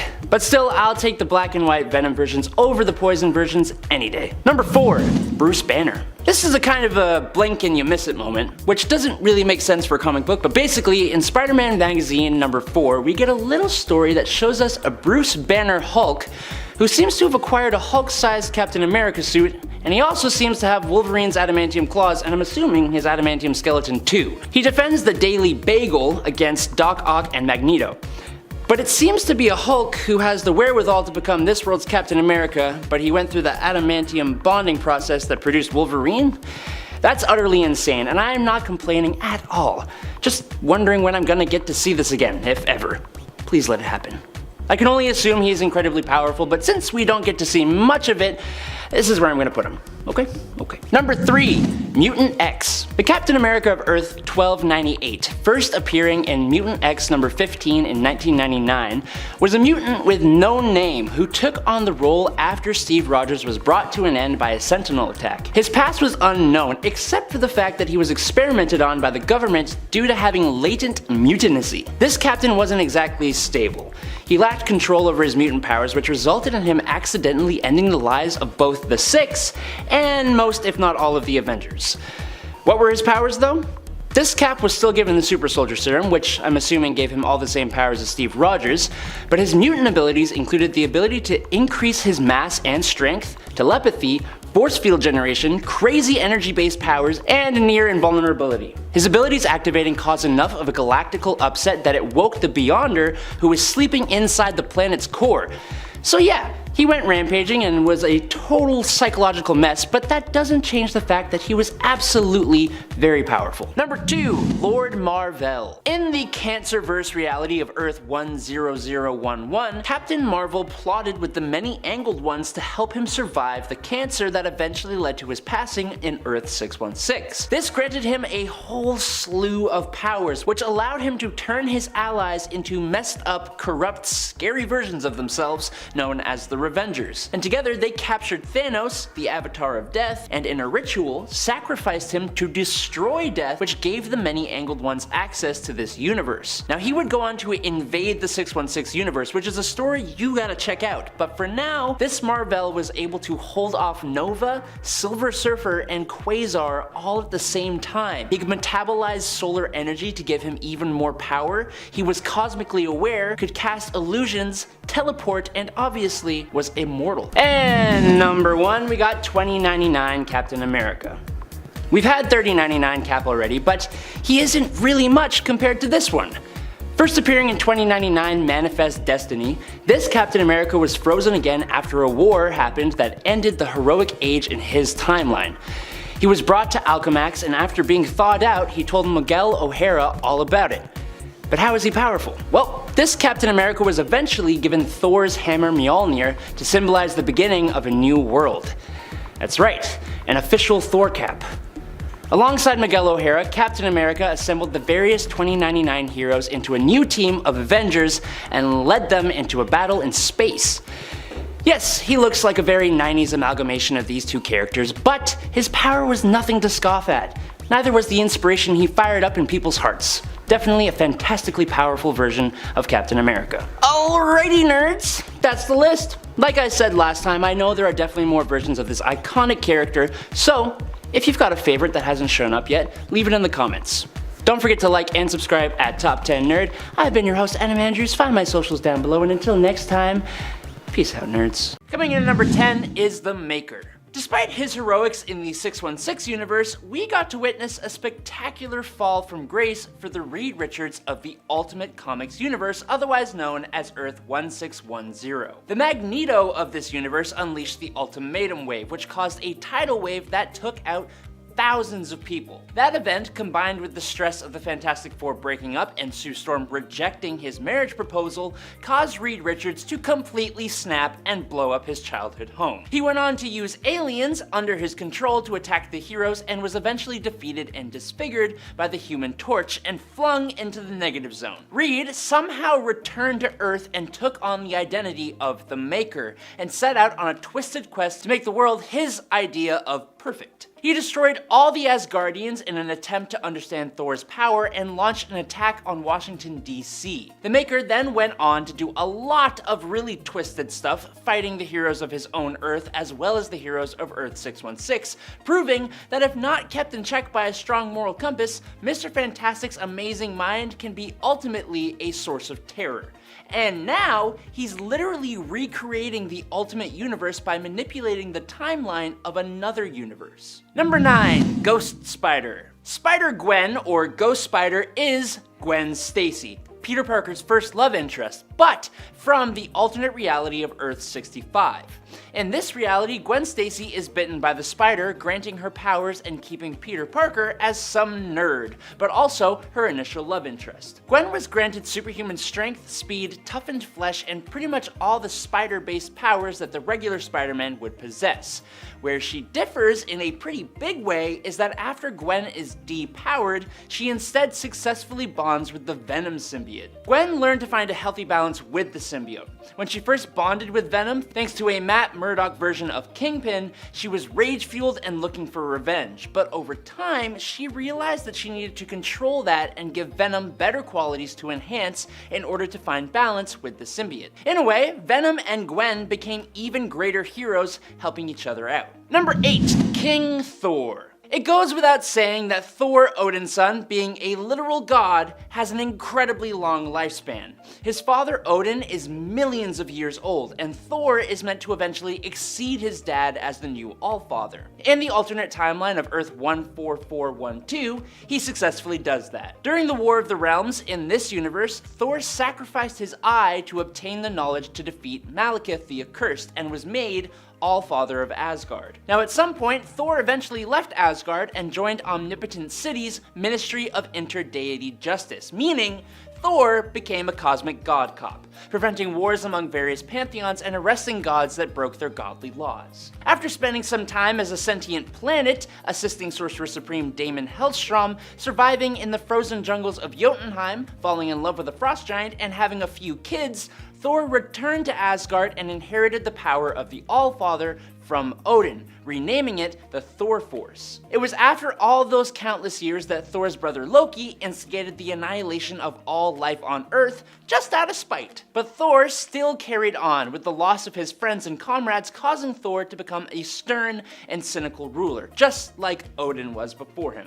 Funnily enough, Wolverine also survived this long as well. I don't know how, but he did. Number 7, General James Howlett. Speaking of Wolverine, in the second volume of Extreme X-Men, joining a team of multi-dimensional mutants that hunt down evil Professor Xaviers across dimensions is a much different version of Wolverine. Hailing from the reality of Earth 12025, this version of our feral mutant is the Governor General of the Dominion of Canada and Viceroy of Her Majesty's expedition to Shangri-La. He is like a version of Wolverine who is also mixed with President Theodore Roosevelt. General James Howlett is an adventurer and hero alongside his partner and lover, the demigod Hercules, or Heracles, however you want to say it. These two shared a love that was built after years and years of working together, and their bond was so strong that Hercules gave James a super cool upgrade in the form of a skeleton made of adamantine, which is a godly golden metal even stronger than adamantium,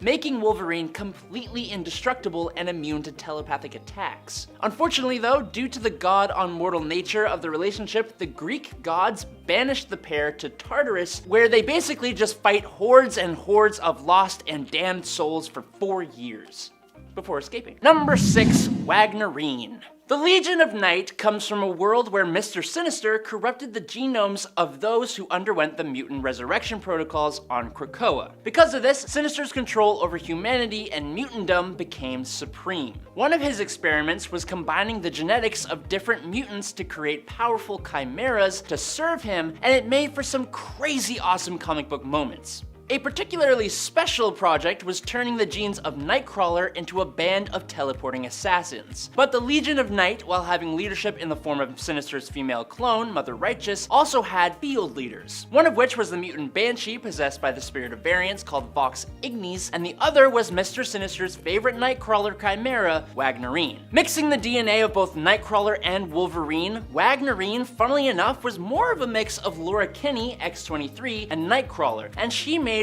for an excellent assassin and leader for Mother Righteous once she had been freed from the control of Mr. Sinister. Wagnerine ended up beating the odds and procreated with the Cyclops Nightcrawler, aka Summer Night, to create a golden mutant teleporter who seemingly teleported to a random location immediately after her birth, causing Summer Night to lose control of himself and fall victim to the influence of Sinister once again. Eventually, it was revealed that Mother Righteous had actually taken the child, and when that was revealed to Wagnerine, she defected. Now 900 years later, she was finally able to bring down Mother Righteous and go on to try and live a life with her golden little baby. Number 5, Old Man Logan. In the alternate universe where we are introduced to Old Man Logan and Old Man Hawkeye, everything is in shambles. It's an apocalyptic wasteland, and all because the villains, under the leadership of the Red Skull, had coordinated a massive attack on the world's superheroes, leaving only a very, very few alive. Logan himself was tricked into wiping out every single member of the X-Men,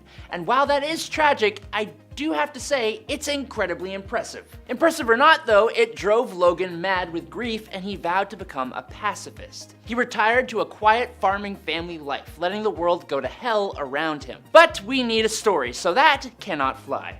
Eventually being short on money and needing to help his family, he joins Hawkeye on an adventure across America to deliver a briefcase of super soldier serum. After he goes on this grand adventure, defeats the Red Skull, and returns home, the Hulk gang had completely wiped out his family. This is when he finally gets to pop his claws for the first time since the story begins. He wipes out the entire gang and eviscerates the Hulk himself, and then eventually finds his way to the main Marvel universe. Another version of him even gets the powers of Venom as well, which is super cool. Number 4, Age of Apocalypse Nightcrawler. In the Age of Apocalypse, Nightcrawler is very similar to his Earth 616 counterpart, except he's an incredibly capable warrior brandishing dual blades at all times, and he isn't really as lovable as he would be normally. This Nightcrawler hates the church, having had a traumatic experience when he was younger, which is a far cry from the original Nightcrawler. Nightcrawler in this universe is also close to his mother, Mystique, which is why he gladly takes on the Darkholme last name. This Nightcrawler believes his biological father is Sabretooth, since Mystique stated that she had gone to the trouble of, quote, finding a father with fur when Nightcrawler complains he is cold. This version of Nightcrawler actually chooses to remain in the main 616 reality and joins up with X-Force. But being on Earth 616, he does get mistaken for the original Nightcrawler, which he does not appreciate. Like at one point, he even pushes Kitty Pryde for mistaking him for a resurrected Nightcrawler. Now while working with X-Force, he has successfully took out his reality's Blob by teleporting a shark into his stomach,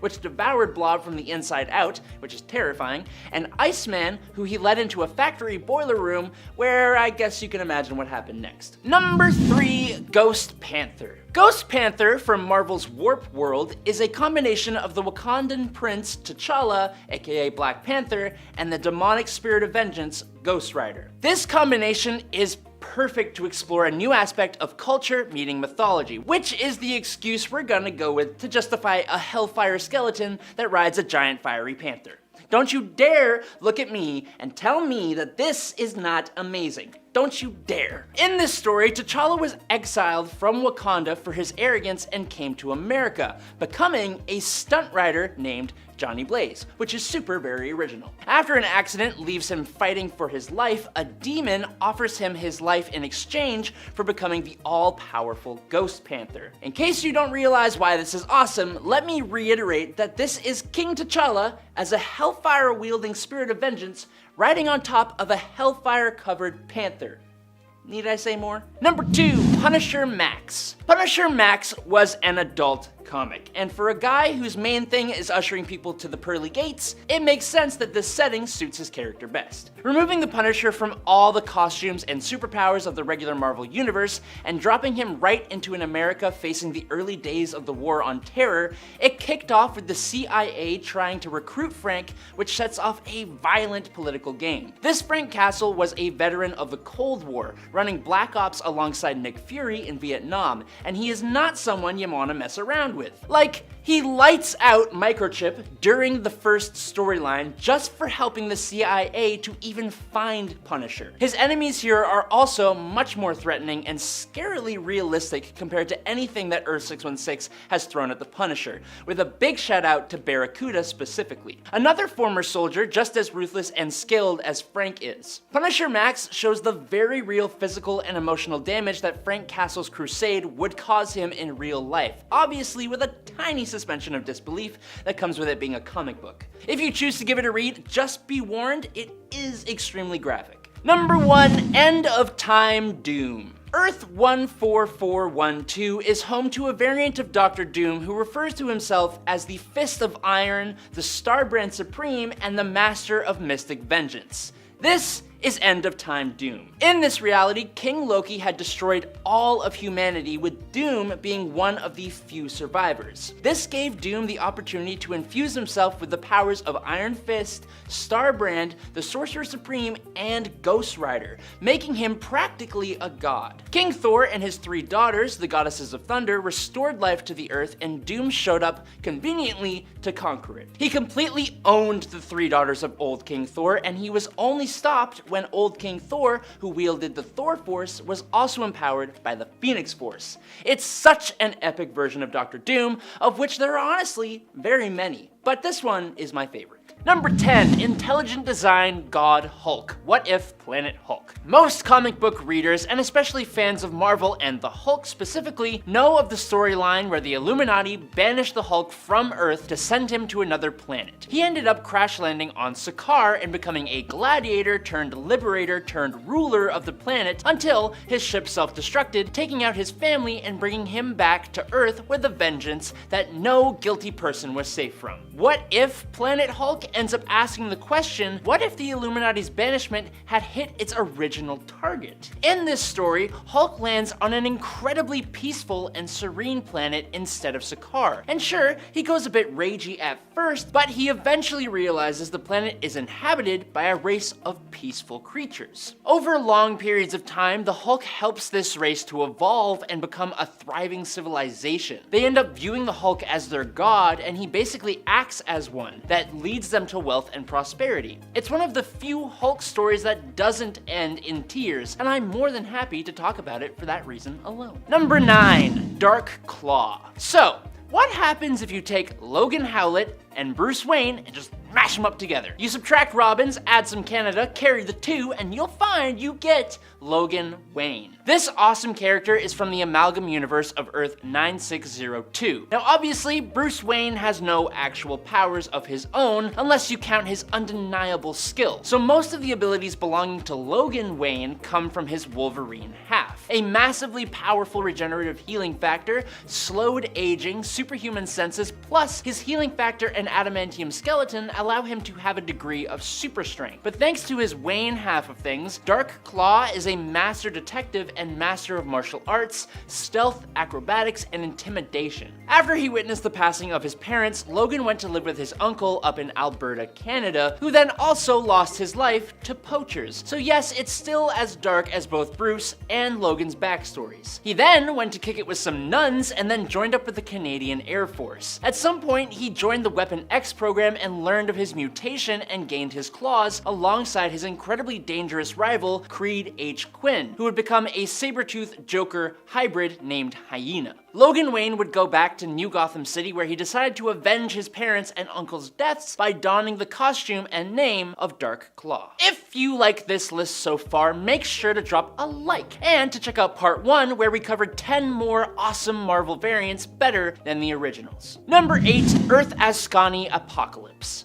As some of you may know, Apocalypse and the mutant Nathan Summers, aka Cable, have a lot of history together. When Nathan was a freshly born little bean, he was infected with the techno-organic virus by Apocalypse as a test of his worthiness to become a host for Apocalypse. When the X-Men fought off Apocalypse and recovered Nathan, Cyclops begrudgingly agreed to send Nathan away to the future with the hope of him being cured. Earth 4932, or Earth Ascani, is that future. Taking place in the late 36th century, where Apocalypse ruled the entire Earth, when Nathan arrived, he was immediately cloned just in case he could not be saved. When this Apocalypse found out that Nathan was in the present, he sent out his forces to capture Nathan, but he had actually taken the clone instead. That clone would be raised up by Apocalypse with the hopes of him becoming the next host body for Apocalypse himself. Apocalypse named this clone Strife after a villain who fought him in the modern day, who was actually an adult Strife,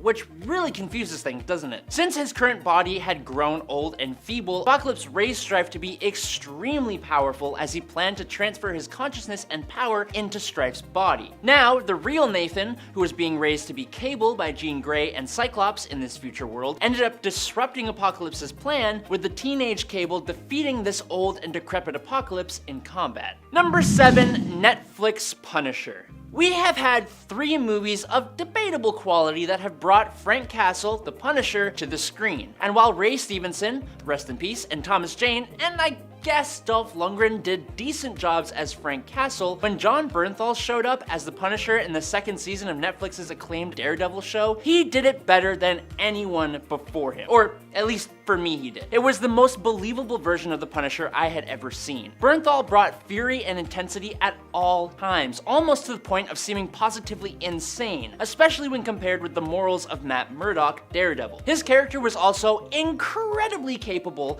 and brutal, as is necessary for the Punisher to even work in real life. When he got his own show in 2017, it brought everything to just a whole different level, telling a conspiracy story that also took a very interesting and pretty real look at PTSD in soldiers, while also bringing the right amount of brutality that you'd expect from a Punisher story. Even my mom liked this show, and she doesn't even read comics. That's the highest praise I know how to give. Number 6, Doctor Strange Fate. Doctor Strange Fate is the only amalgam character from the DC Marvel Amalgam universe who understood the mashed up nature of said universe, and he also survived its destruction, meaning he survived the alienation of the two biggest comic book companies, which is impressive to say the least. With the combined might of two magical masters of the mystic arts, Marvel's Doctor Strange and DC's Doctor Fate, combined with a little extra Marvel's Professor X special sauce, Amalgam's Charles Xavier toes the line between hero and villain to protect his universe. After saving Nabu, the Ancient One,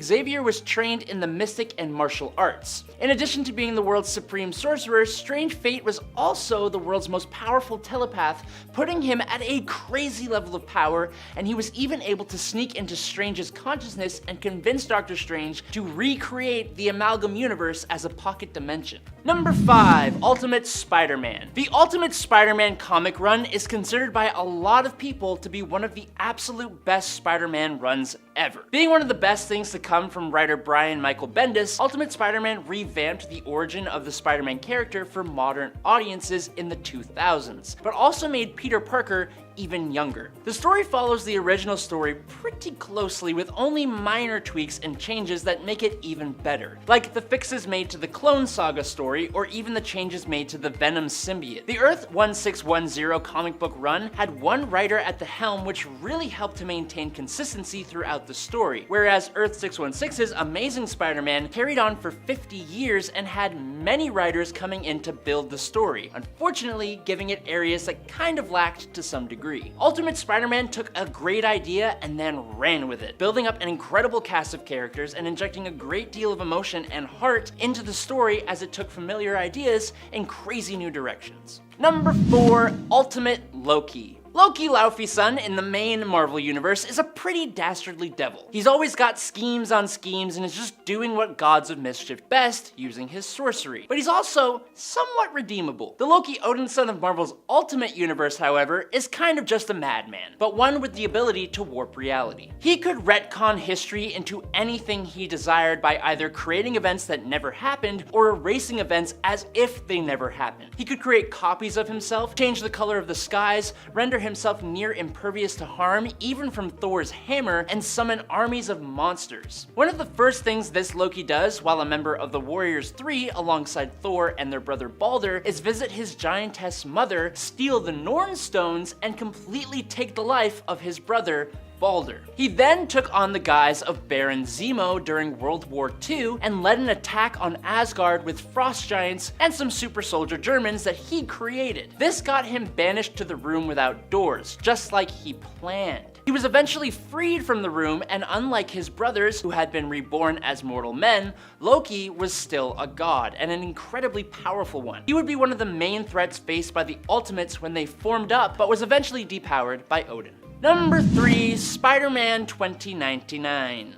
Instead of getting bitten by a radioactive super spider, Miguel O'Hara's DNA was biologically mixed with a spider's DNA to save his life after he was forcibly hooked on a not far off future substance by his own employer. If that sounds convoluted, well, yeah, but it also sounds right at home in a comic book. Although the process of gaining his powers differed from Peter Parker, Miguel was still granted many of the same abilities at a pretty similar level. One thing that differs largely is Miguel's spider sense. He doesn't have one. Instead, Miguel has advanced super senses similar to someone like Daredevil or Wolverine. Miguel also has some abilities that are just wholly unique to him. For example, he possesses an incredible level of super speed as well as telepathic communication abilities, both of which are really freaking cool. He also has fangs and claws on his fingers and toes that he can use in combat. On top of all those powers though, Miguel is from the year 2099, which means that he naturally has a much more advanced set of technology at his disposal. But it's not just his powers that make him better. The Spider-Man 2099 story is awesome, but you'll have to do the reading to figure that out for yourself. Number 2, Tony Stark, Sorcerer Supreme. In all new X-Men Annual Number 1 from 2014, Marvel gave us a version of Tony Stark Iron Man from the temporary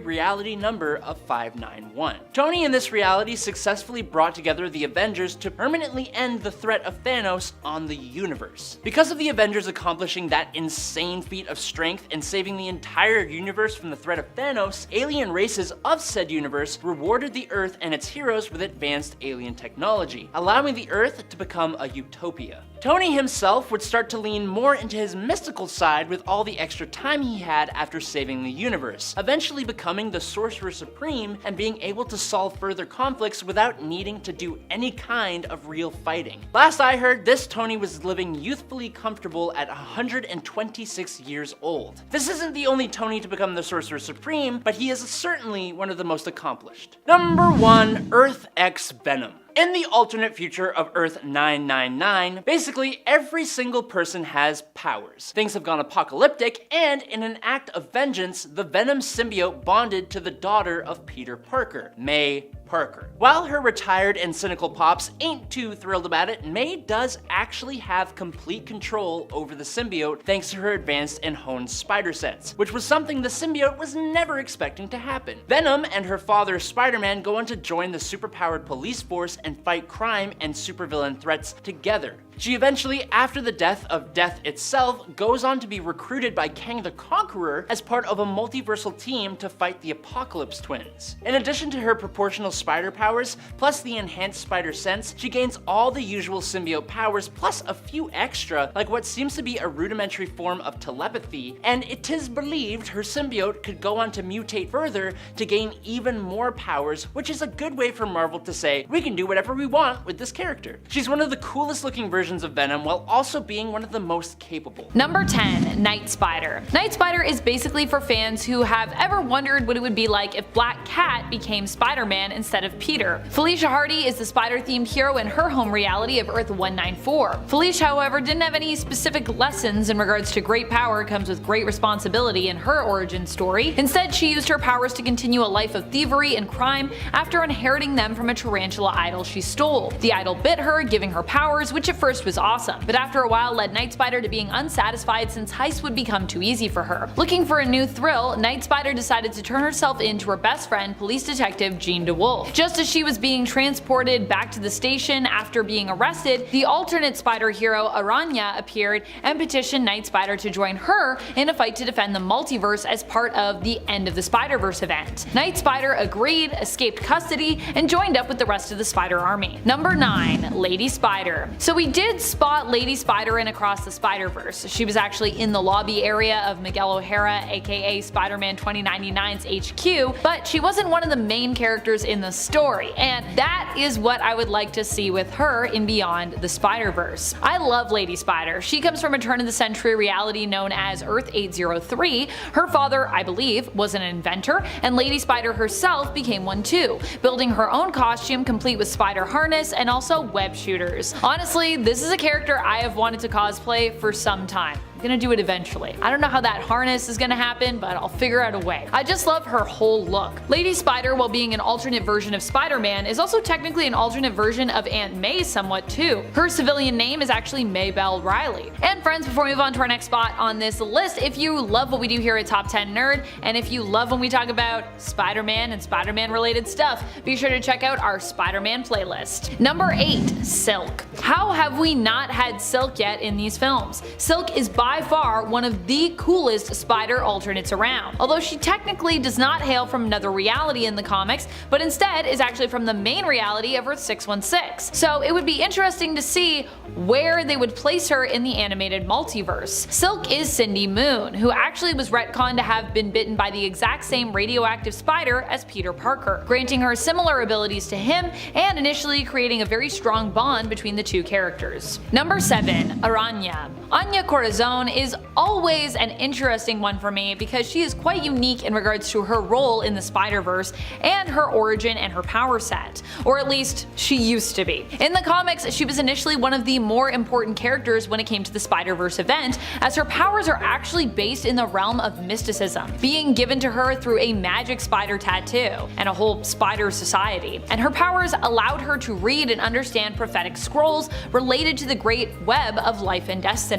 Of course, then later her power set was changed to more reflect the standard spider hero power set in the comics, but I'm kind of hoping if we see her in the film trilogy, she'll have more of that original power set, which could be just as helpful to our heroes in the animated multiverse as it was to our heroes in the comics multiverse. Number 6. Spider-Man UK. I feel like in the comics, Spider-Man UK was kind of robbed, a little bit snubbed if you will. And now I kind of feel like in the Spider-Verse films, he's also kind of been cheated too. He is one of the main characters from the first Spider-Verse event in the comics, who dies right near the start of the second event, which continues its story, Spider-Geddon. Spider-Man UK is Billy Braddock, who is basically a combo of Spider-Man and Captain Britain, hailing from Earth 833. He was one of the first people to realize the threat of the Inheritors and bring the Spider folks of the multiverse together, forming the Spider Army in the first comic book event. So he's kind of like what 2099 Spider-Man has become in terms of the animated multiverse. Billy also ended up going on to lead the Web Warriors at the end of the Spider-Verse comic book event, with Loom World becoming his new home base, as his home reality had actually been destroyed. Sad. Number 5. Spider-Man. Spider-Man is literally one of my all-time favorites. Also, yes, this list is mostly a list of my favorite alternate Spider people that I feel like I need to see in Beyond the Spider-Verse. And I can't believe we haven't gotten Spider-Man yet as a main character. I mean, not a main character, but I definitely would have thought we'd have gotten something involving Spider-Man in regards to sort of the supporting characters that are around, I would say, our two main co-stars, which have ended up being Miles and Gwen. Like the roles that Spider-Man Noir, Spider-Ham, Spider-Man, and Penny Parker's Speeder played in the first part of the trilogy, Into the Spider-Verse, or you know, if you prefer, Penny Parker's SP//DR. Now granted, we did get a May Parker in the first movie, but she was the aunt of Earth 1610's Peter Parker, who tragically dies right near the beginning. Peter does, not Aunt May. That May Parker was awesome, but I still want to see Aunt May suit up as Spider-Man, who in her reality, which originated in a what-if story, became a spider-themed hero in Peter's place, with May as the hero there and Peter actually providing sort of hero support. Number 4. Kane Parker. Kane Parker is a character that I cannot believe we missed out on having to this point in the series. I mean, how could we have Ben Reilly without Kane Parker? I gotta say, I hope we get Kane and Beyond, and I hope he too is voiced by Andy Samberg, who apparently voices Ben Reilly, which is crazy to me. I love it. He did a ridiculously good job with voicing the most dramatic and moody Ben Reilly. I mean, if that's what he's working with for Ben, just imagine what he could do with Kane, who is honestly even more moody in general, not just in terms of his 90s appearances either. For those who don't know Kane, he was the first clone that the Jackal made of Spider-Man. This attempt was also kind of a wash, which meant initially that Kane was actually deteriorating, suffering both mentally and physically as a result. Don't worry though, because later Kane would be cured and now he lives on without fear of expiring after a certain length of time, as so many other clones in Spider-Man comics have tended to do. Most cases, clones have like a very short lifespan. Number 3. Spinneret. While not a straight up alternate version of Spider-Man, Spinneret is Mary Jane with powers who fights against crime alongside her husband and daughter in the Renew Your Vows reality. I love this world where Peter and MJ were actually allowed to grow up, settle down, have kids. I mean, we also have that courtesy of the reality known as Earth 982, but this world is more grounded in the modern day, and kind of feels like a world where in modern comics, Peter and MJ just, you know, continued on with their love story and never had their marriage erased. In fact, that's exactly what it is. Renew Your Vows was a reality created during the 2015 Secret Wars event, where a few things differed. Chiefly for Peter and MJ, that there was no civil war, which meant that they never had to give up their marriage to save Aunt May. While their daughter would get powers, Peter made MJ a suit to wear that basically siphons off some of his power to her, so that she can join them in the fight as the vigilante Spinneret. Number 2. Spiderling. Like her mom and her dad, Spiderling is also a hero. If you haven't guessed yet, we're talking about Peter and MJ's daughter from the reality of Earth 18119. the Renew Your Vows universe. Here, Spiderling is Anna May Parker, named after both MJ's and Peter's aunts. Anna May's nickname is not Mayday, but instead is Annie. And Annie actually wasn't their only daughter that they had. In this reality, they also had another daughter who was named May, presumably would have been this universe's Mayday, but May tragically was lost to them before Annie was ever born. As Spiderling, Annie has powers similar to her father's, which we also know he shares with her mother when they're both suited up, but her spider sense is actually more powerful than her dad's, giving her the ability to have visions of future events before they happen. She also has a strong connection to the web of life and destiny as the pattern maker, allowing her to manipulate the web to forge stronger connections and even use it to make mystical armor. Number 1. Superior Spider-Man. I mean, come on. Tell me you don't want to see Superior Spider-Man at some point in this universe. Definitely would love to see him as like one of the supporting characters here. Doc Ock is a character that I love from the comics, and his time as Spider-Man is straight up iconic and one of the most interesting Spider-Man stories we've had in the modern day. Now, the only thing for Beyond the Spider-Verse is that we don't know too much yet about Dr. Octopus in this reality, but that doesn't mean we couldn't get to know him and also see his own alternate self as Spider-Man incorporated into the story in this final part of the trilogy. I mean, Superior Spider-Man was a pretty key figure when it came to both the Spider-Verse and Spider-Geddon comic book events, so I think that makes sense. Also, we all know who Doc Ock is, so I don't think they really have to do a lot of exposition. Just have to be like, this is Doc Ock, he's got octopus arms, he's got a story, anyways, in this universe he's Spider-Man. There, I wrote it. It's done. Put it in. Number 10. Kraven the Spider Hunter. We know on Earth 8 there is a Spider Woman who happens to resemble Kraven somewhat, but did you know that on Earth 31 there actually is a Sergei Kravinoff who simply is Spider-Man? Yep, Kraven is known as Hunter Spider, who after being exposed to a giant spider's spider venom while hunting a lion in Zimbabwe, became himself a spider-themed hero. Hunter Spider specifically focuses on hunting spider-themed villains in New York City. And friends, before we move on to our next spot on this list, if you love what we do here at Top 10 Nerd, if you love it when we talk about alternate spider folks, be sure to let us know by clicking that subscribe button. I know there's a bunch of you out there that aren't subscribed, and if that's who you are, maybe subscribe. It's a nice thing to do. Helps us out. Number 9. Spider. Spider. Penny Parker's story is really just strange. I mean, even her superhero name is pretty strange. SP//DR. Penny Parker hails from the reality of Earth 14512. Here she pilots a mech that is connected to her through her genes and a spider bite. The spider bite connects her to the suit, as the spider that bit her actually makes up half of the mech suit known as Spider's CPU. In her alternate reality, she also has a rival in Addie Brock, who ends up as the pilot of the mech suit known as Venom, or as it's spelled there, VEN #M, or £, if you prefer. Penny is weird in the sense that a lot of her story, while still echoing the canon, feels like such a fresh take on the origin of Spider-Man, which is also why I love it. Number 8. The Spider. On Earth 15, Spider-Man is the exact opposite of a hero. He is a villain, a criminal, and one of the most extreme kinds of criminals, a serial killer. He merged with a symbiote that is basically Carnage to become the Spider. His sense of humor is extremely dark, and he actually takes joy in hurting others. Despite joining the Timebreakers, the Spider later tries to take over multiple different universes and ends up being killed during his attempt. So while he is really creepy and disturbing, at least he's gone now. Or at least he's gone for now. The Spider was one of the characters and teammates that appeared in Exiles, making his first appearance in the 2001 Exiles series in issue number 12, but eventually was killed in issue number 44. While we know about Peter Parker and his role as the Spider on Earth 15 as a serial killer with a symbiotic suit, we don't really know anything else about his home reality, so yeah, I wonder if all the other heroes are also villains there. Number 7. Spider Bite. I am so happy that I get to talk about Spider Bite. She was actually my favorite spider-themed hero to appear in the Vault of Spiders comic, and she's also definitely a weirdo in the best of ways. She hails from a world where people actually spend most of their time online as avatars, which is pretty weird. Spider Bite is actually Margot's avatar, or one of them, rather, that she wears in the digital space. She fights to protect people in cyberspace by donning her spider Spider-Bite persona and apprehending cyber criminals. Seriously though, how cool would it be if we actually had a hero like this on, the internet, on cyberspace? Although this might seem like a strange reality to some, the cool thing about Spider-Bite is it kind of feels like she could exist in our own future. I mean, already people spend a lot of time online and we have things like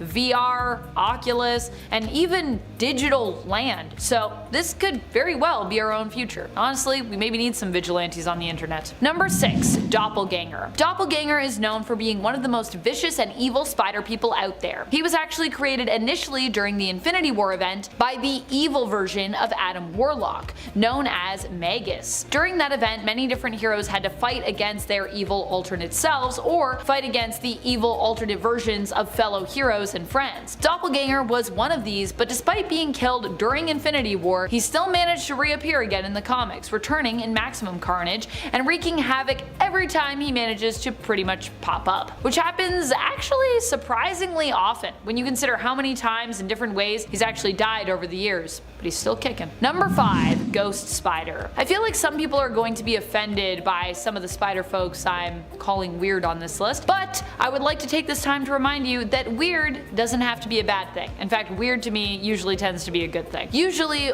weird to me just means something that is extreme or unique in some way. Something that stands out. And standing out, honestly, it can be quite a good thing. In fact, in Spider-Gwen or Ghost Spider's case, I feel like her being weird is a big part of the reason why I love her character, and why I think a lot of us love her character. In almost every other universe, Gwen Stacy tragically dies, and is actually a huge part of a staple canon event for most Peter Parkers or Spider-Men out there. But in her home reality of Earth 65, things were different. Instead of her dying, it's Peter who becomes the Lizard, and he dies. And this is surprisingly rare. There are very few realities where Gwen even gets to stay alive. Primarily, I can only think of House of M and Gwenpool's home reality off the top of my head. So in the sense of standing out, Ghost Spider truly is a lovable weirdo, as the girl that not only lived, but herself also becomes a spider-themed hero. Pretty cool. Number 4. Japanese Spider-Man, or Spider-Man, as he is also sometimes known. Japanese Spider-Man is very different from the one we know in North America. In Japan, Spider-Man actually had his own TV show,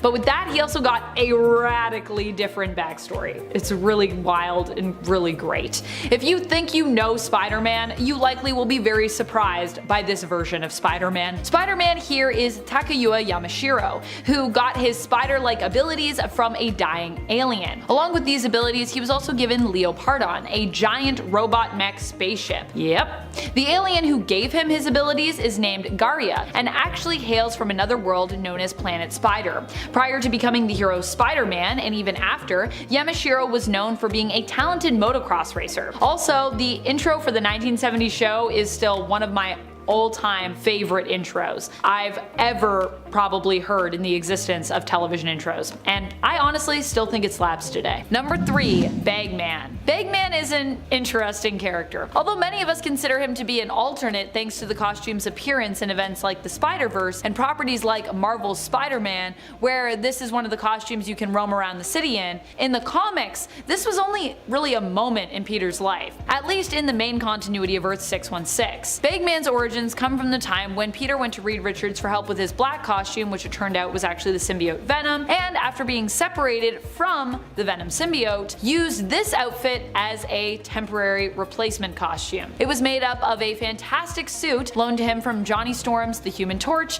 and a paper bag, which had 2 holes cut out for eyes that he would wear over his head. Bagman's appearance throughout Spider-Verse content, however, implies that somewhere out there exists a world where Spider-Man never stopped wearing the Bagman outfit. Although, we've never visited that world, but I would love to. At least I don't think we have. Number 2. Miles Morales Animated Spider-Verse Trilogy. The Miles Morales of Into the Spider-Verse has a somewhat different origin story, as we learn in the latest film in the trilogy, Across the Spider-Verse. Mild, I would say pretty mild, spoilers ahead for those who have yet to see the film, as that's the Miles we are going to be focusing on here. So we're not focusing on comic book 1610, we're going to be focusing on animated universe Miles from Earth 1610. The one from Sony's animated multiverse, if you will. But at the same time, I'm going to try and keep this more general and avoid getting too specific, so hopefully this will be quite a mild spoiler if you want to listen that won't ruin the movie for you at all. At least that's what I'm hoping. Hope I'm not ruining the movie for anyone. That would make me sad. And across the Spider-Verse, we learn that Miles' origin is actually unique in the sense that it connects him to another reality. This is interesting and unique for his origin story and makes him more of a standout or odd, weird, you might say, character when it comes to the fact that technically he could be considered the Spider-Man of a different reality than his native one of Earth 1610. I found that very interesting, and I think it makes him kind of weird in a great way. In an intriguing way. Number 1, Bagman. If you thought Bagman was weird, wait till I tell you about Bagman. Yep, you heard that right. You remember Spider-Man? If you aren't familiar with her, a quick recap for you. She is an alternate reality spider-themed hero where instead of Peter Parker ending up with spider-like powers and abilities after being bitten by a radioactive spider, May Parker, his aunt, receives them instead after she was bitten while delivering a forgotten lunch to Peter while he was on a field trip at school. In this reality, May Parker is the hero known as Spider-Man, with Peter and Ben being part of her crime-fighting team and offering her support in terms of tech know-how and heart. Bagman appears as one of the alternates in the 2019 Spider-Verse comic in issue number 2 that Spider-Man reached out to get help from, reaching across the multiverse in order to defeat an evil alternate version of herself who was actually Carnage, an alternate Carnage, and an alternate May Parker. Number 10, Exiles Silver Surfer. When it comes to the exploration of the multiverse via the Exiles comic, one of the alternates we run into happens to be one of Norrin Radd. He hails from the reality of Earth 552. Here, Norrin Radd's homeworld of Zenn-La was destroyed as a result of his own doing. Radd here is a military scientist whose invention resulted in the destruction of Zenn-La. Feeling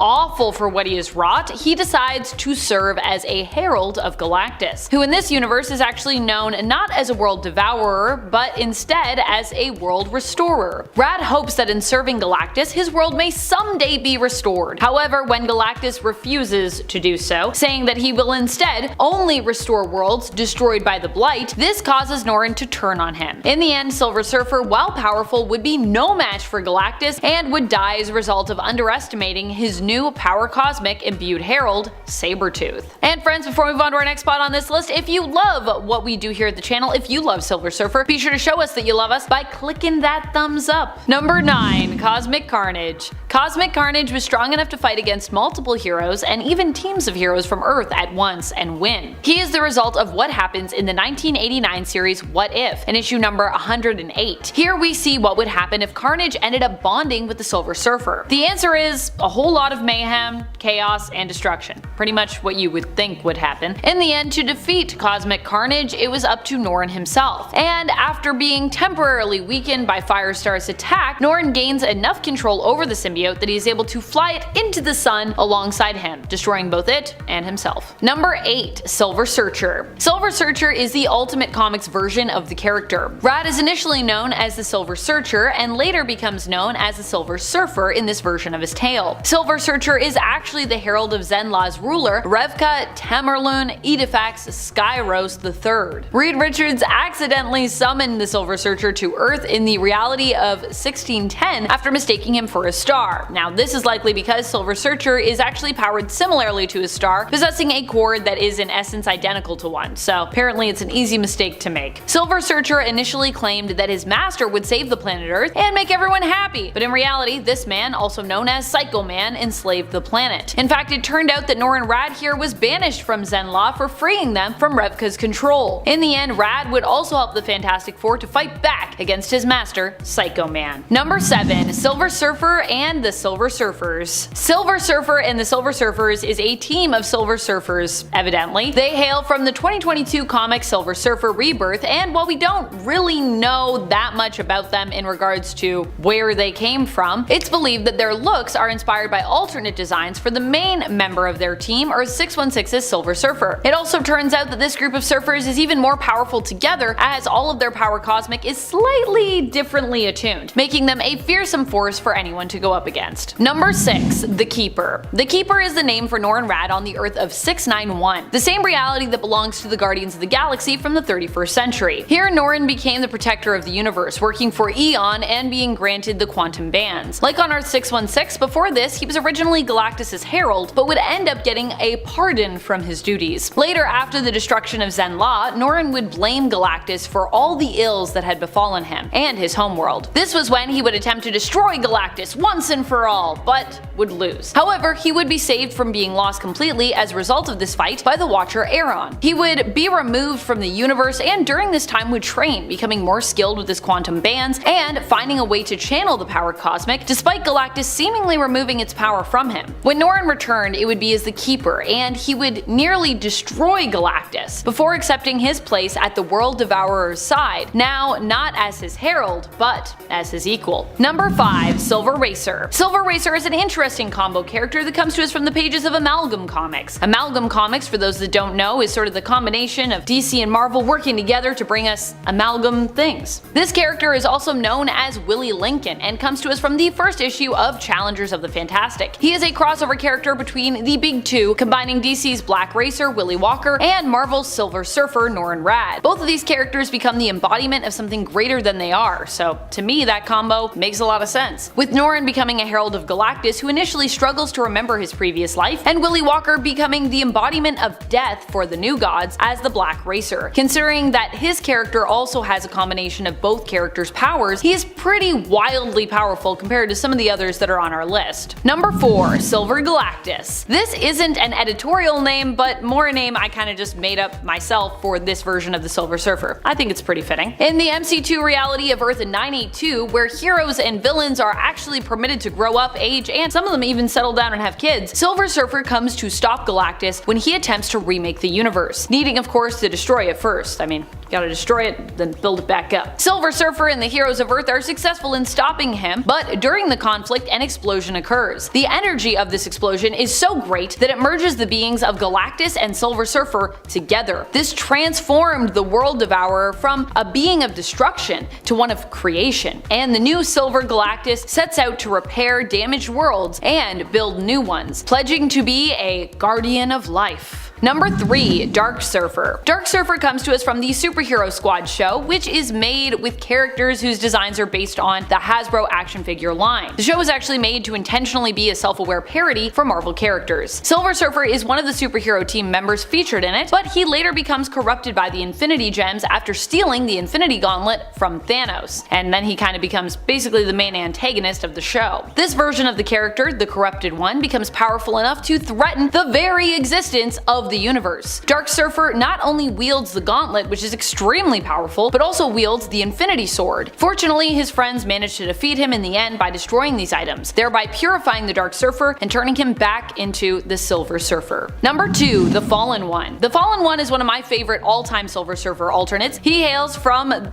Thanos comic, surprisingly, which might seem kind of weird, but I guess if you know Silver Surfer and his history with Thanos, it's not super weird. But considering there's lots of Silver Surfer titles out there, it's an interesting thing. In an alternate reality where Thanos wins, Norrin Radd is one of the last to stand against him, if not really the last. This is what Norrin would be like were he not to have Galactus around to call the shots for him. In fact, Galactus was killed during a final stand against Thanos, but Norrin remained. He would become worthy of Mjolnir in addition to the power cosmic, and his body would become made of dark matter, turning dark instead of silver. The Fallen One was so powerful, he defeated Cosmic Ghost Rider with pretty much one hit, something that even King Thanos said he was unable to do. Number 1. What if the Silver Surfer possessed the Infinity Gauntlet? This version of Silver Surfer hails from the reality categorized as Earth 93549. He is first seen in the 1989 What If series in issue number 49. Here, Silver Surfer ends up taking for himself the power of the Infinity Gauntlet, stealing it from Thanos during the Infinity Gauntlet story, as he failed to do in the main continuity. With the power of the Infinity Gauntlet, Silver Surfer becomes powerful enough to rule the whole universe. spiders. Despite others' cries for him to relent and relinquish the gauntlet, Norrin keeps it. Initially things go well, but when he begins to use his power to simply erase those who refuse to bow to him, he himself, despite his usually kind and compassionate heart, also becomes corrupted by its power. It is only through his love of Shala Bal that he is able to see what he has truly become, and in the end destroys the gauntlet and chooses to live out the rest of his days as immortal with Shala instead. Number 10. Spiders Man. If you were wondering if I misspoke there, no I did not. Spiders Man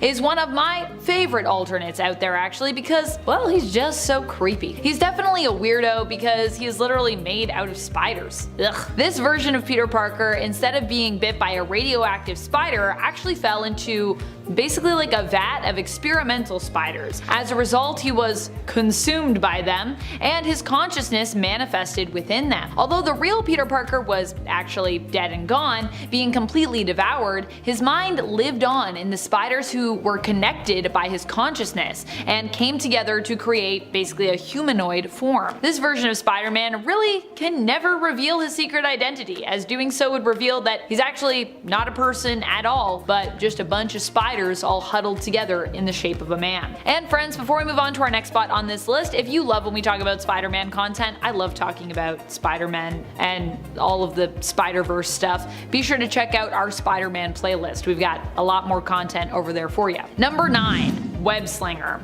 I love this alternate Spider-Man. While odd, I'd also say he's a pretty cool variant as well. This alternate version of Spider-Man hails from the Wild Wild West. Patrick O'Hara hails from the alternate reality of Earth 31913. He was a traveler who would show off his shooting skills in shows, giving gun presentations. Doc Morbius also traveled along with him. While Patrick would show off his shooting skills along the road, Morbius would sell his elixir. One day the elixir doused a radioactive spider, and after that spider bit Patrick, he noticed he now had spider-like abilities and powers. Tragically, Morbius began to drink his elixir, which actually turned him into a vampire, forcing the Webslinger to track down his once old friend and defeat him. That's what you do to vampires, especially when they're being all creepy and drinking people's blood. Number 8. Spider-Punk.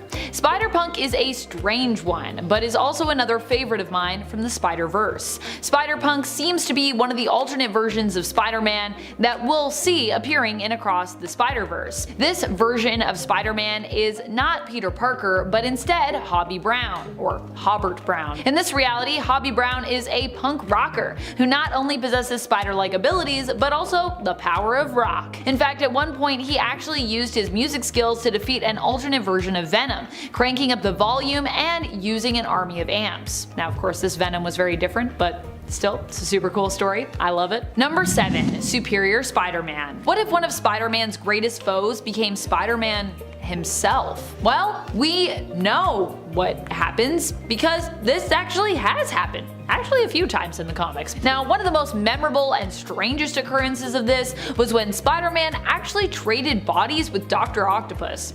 You know, I've short formed that name so much in recent years that it actually feels weird to say his whole supervillain title name now, Dr. Octopus. Why does that feel so weird? Otto at the time was on his deathbed, and in an attempt to save his mind and preserve it, managed to trick Peter into swapping bodies with him. Initially, Doc Ock just wanted to use Peter's younger body to save himself, and actually had no interest in taking Peter's place. However, as Peter in Otto's body lay on now his deathbed, because they'd swapped bodies and he was in Otto's failing body, he managed to convince Otto that the world needed Spider-Man, and to take up the mantle and continue what Peter had started when he became Spider-Man years ago. Otto surprised us all by actually agreeing, vowing to act as a hero, and to even do better than Peter had, dubbing himself Superior Spider-Man, which honestly that last part, not so surprising for Otto Octavius. Although ultimately Otto wouldn't necessarily do better, he wouldn't necessarily be a better Spider-Man, some very interesting things came out of this massive storyline.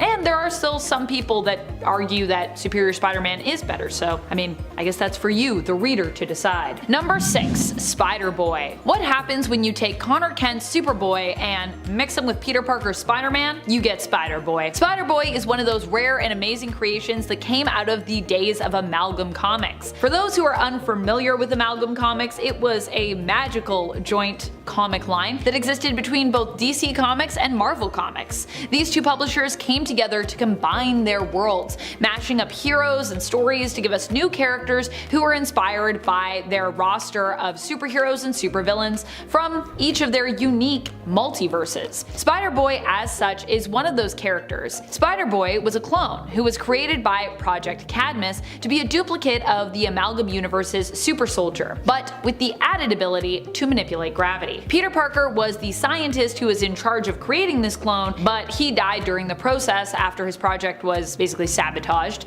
As a result, the clone created was much younger than intended. He was named Pete after his creator by General Thaddeus Ross, who was overseeing this project. Unfortunately, Ross, who Pete came to know as his Uncle Jen, was killed by a mugger. As a result, Pete lamented his young age as this had made the mugger dismiss him and focus on Ross. Spider-Boy vowed from that day on to become undismissible, so all criminals would focus on him instead of innocent bystanders. Number 5. Spider-Man. Another one of my favorite alternate spider weirdos is Spider-Man. I love Spider-Man. Spider-Man spun out of a what-if story, which aimed to answer the question, what if Aunt May had been bitten by a radioactive spider? The question we were all, I'm sure, itching to know the answer to at the time. This first happened to May in issue number 23 of the 1977 What If series. May was basically bringing Peter his lunch, which he had forgotten at home, when she was the one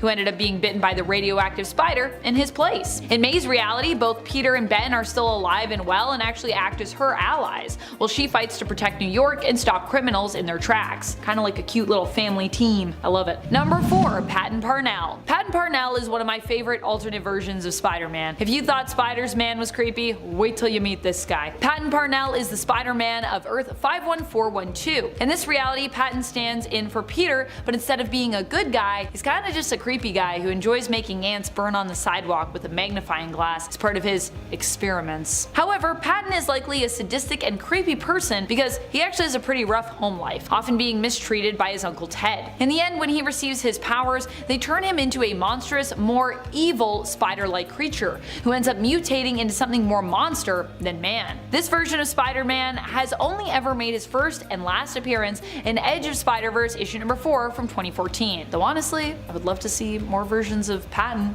popping up around the world. It's pretty cool. Number 3. Spider-Ham. This version of Spider-Man is actually a web-slinging cartoon pig. Spider-Ham hails from a reality that is similar to the Toontown we see in the classic film Who Framed Roger Rabbit. Physics aren't really the same as our world, but instead are reimagined to be kinda wacky like how they are in classic cartoons. I don't know about you, but to me, this has always made Spider-Ham not only seem like one of the weirdest variants around, but also kind of one of the most powerful just because of that. Because I feel like if you have toon physics, like watch out. Spider-Ham's civilian name is Peter Porker, and he hails from the reality designated number 8311. In Spider-Ham's origin story, he actually started out as a spider, but after being bitten by a radioactive sort of rage-fueled pig named May Porker, who actually was a scientist simply trying to try out an atomic-powered hairdryer at the time, which went awry and kind of put her into a fit of rage, he was transformed into a pig. This is the true story. Despite being turned into a pig, he still kept all of his spider-like abilities and powers, hence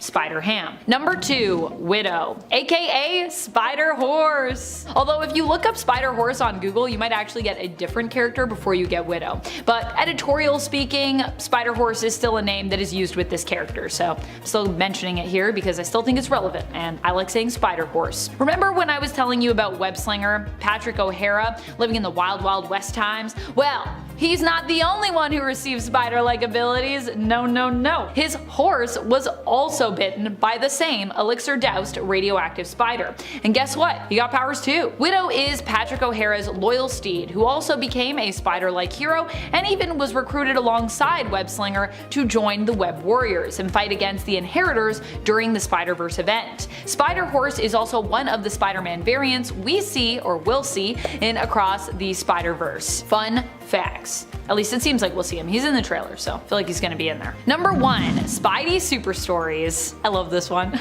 The Electric Company actually brought us the first ever live action depiction of Spider-Man, if you can believe that, with their Spidey Super Story skits. In these skits, Spider-Man was portrayed by puppeteer and dancer Danny Seagren. This version of Spider-Man never spoke, but instead acted out his intentions that were communicated by a narrator who told the story. Fun fact, Morgan Freeman was actually one of the actors who had narrating credits for these skits, so if you go back and listen to some of them, you might hear his very familiar voice. He was a member of the Electric Company cast, so that's why you will hear that. In these stories, Spider-Man took on villains like Dr. Fly and Spoiler. Spoiler was all about ruining things for folks, hence his name, Spoiler. He likes to spoil things. Dr. Fly, on the other hand, was a half-human, half-mutant who wanted to transform everyone on the planet into a mutant like he was. All of these villains were so strange and so great, and you should go back and watch some of these skits because they're pretty fantastic. Number 10. Sideburn the Regenerating Planet. When Galactica, the daughter of Galactus, is looking for her next meal in issue 1 of her self-titled comic, she finds Earth, a lovely little snack. But while looking at her dinner option, she comes upon Wolverine. Realizing his mutant regenerative abilities, she formulates an idea of using a bit of his harvested DNA with a bit of celestial power to create Sideburn the Regenerating Planet, a planet-sized Galactus meal that would grow back after each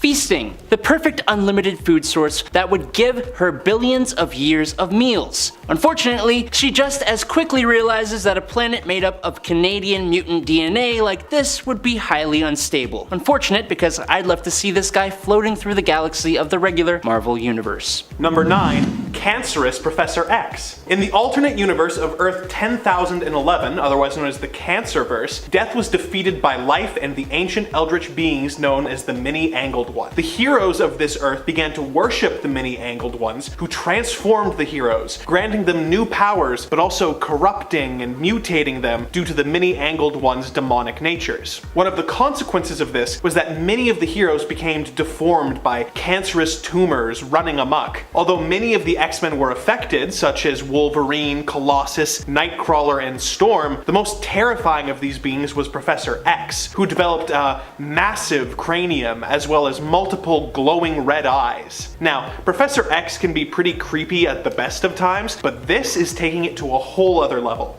Number 8.